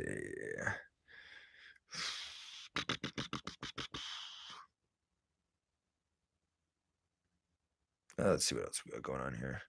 Fizzled, probably a dumb question, but any tips from slipping on your heel edge when coming into some bumps or a patch of ice at high speed? You need to go find a steep ass groomer, run, get up to speed, put on your heel edge, and slide slip that motherfucker all the way to the goddamn end. Learn how to balance on that thing. Arms out and just go as fast as fucking possible. Then bring your arms in and pretend you're driving a car and you got a stick shift and just make motor noises. If anyone looks at you, look at them, just go and be like, and then if they get in front of you, be like, and honk at them. It's funny as fuck. People always look at you funny. And then if they stop you and ask you anything, be like, hey man, where's the nearest Blockbuster? I have to return some videotapes. That will diffuse any situation, I've discovered. Be like, hey man, where's the nearest Blockbuster? I got to return some tapes. And but yeah, just practice slide slipping on that because it's a lot of ankle balance on there and your knees. So you want to make sure that like you understand how to balance your and then you're actually going to be using your lower core muscles with your hips as well to just kind of counterbalance. So it's like a whole thing in there. Let's see.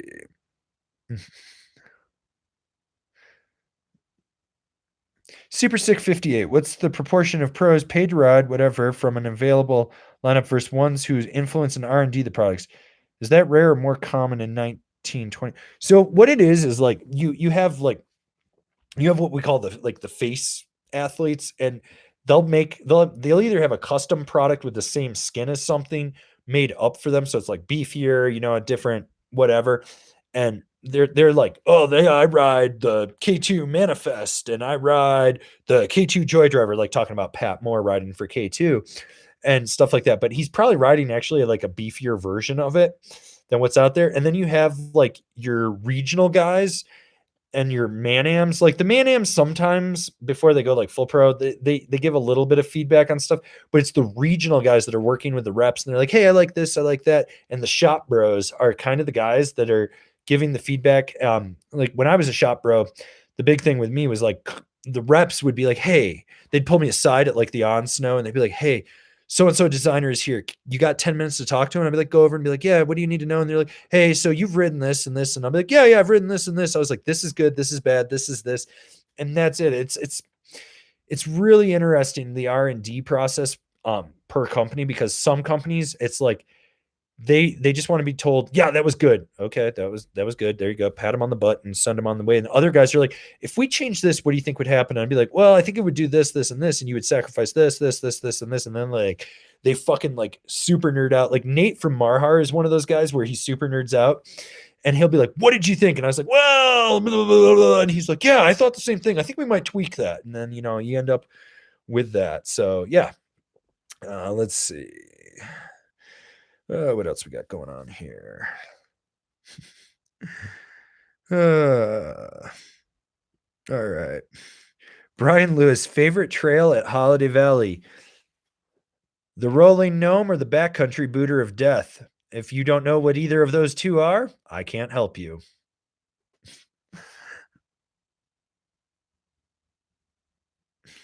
Avery Cordova, should I try to get a job at Zoomies in my local mall and be the only employee that knows what he's talking about to serve the uneducated people?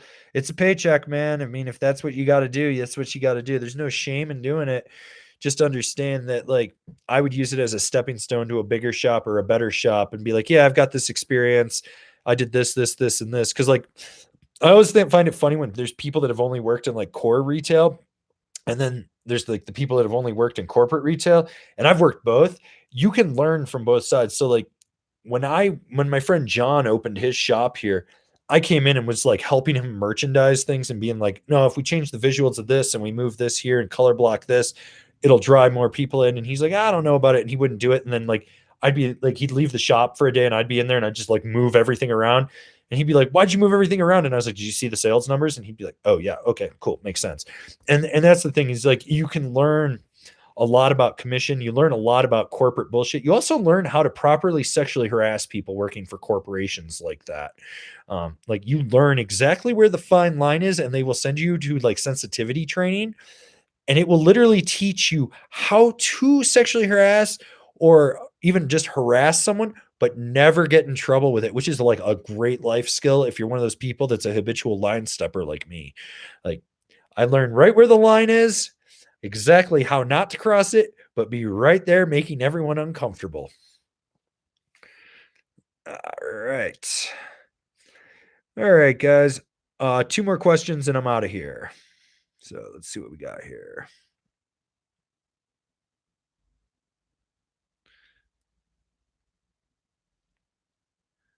Let's see. Rush, ever ride Oregon resorts? Hood and Bachelor season is finally picking up here. I've been to Hood numerous times, and that is the only thing I've ridden, and it's always been spring, summer. I've never gone in like the actual season, winter season and stuff. But Marcus from Ask a Black Snowboarder, if you haven't seen that series on here, who's like my little brother, he lives in Portland now. I actually think I might try to fly up there and maybe go ride like Meadows with him and maybe drive over to Bachelor because I got a few friends at Bachelor. Plus, James Beastie rides Bachelor. I would love for him to be reviewing a product and just have me in the back screaming dicks and balls and you suck ass and shit. Just fucking with him on another level. But yeah, the Northwest is a fun place. I like to visit it, but it is not a place I would ever like to live again. Let's see.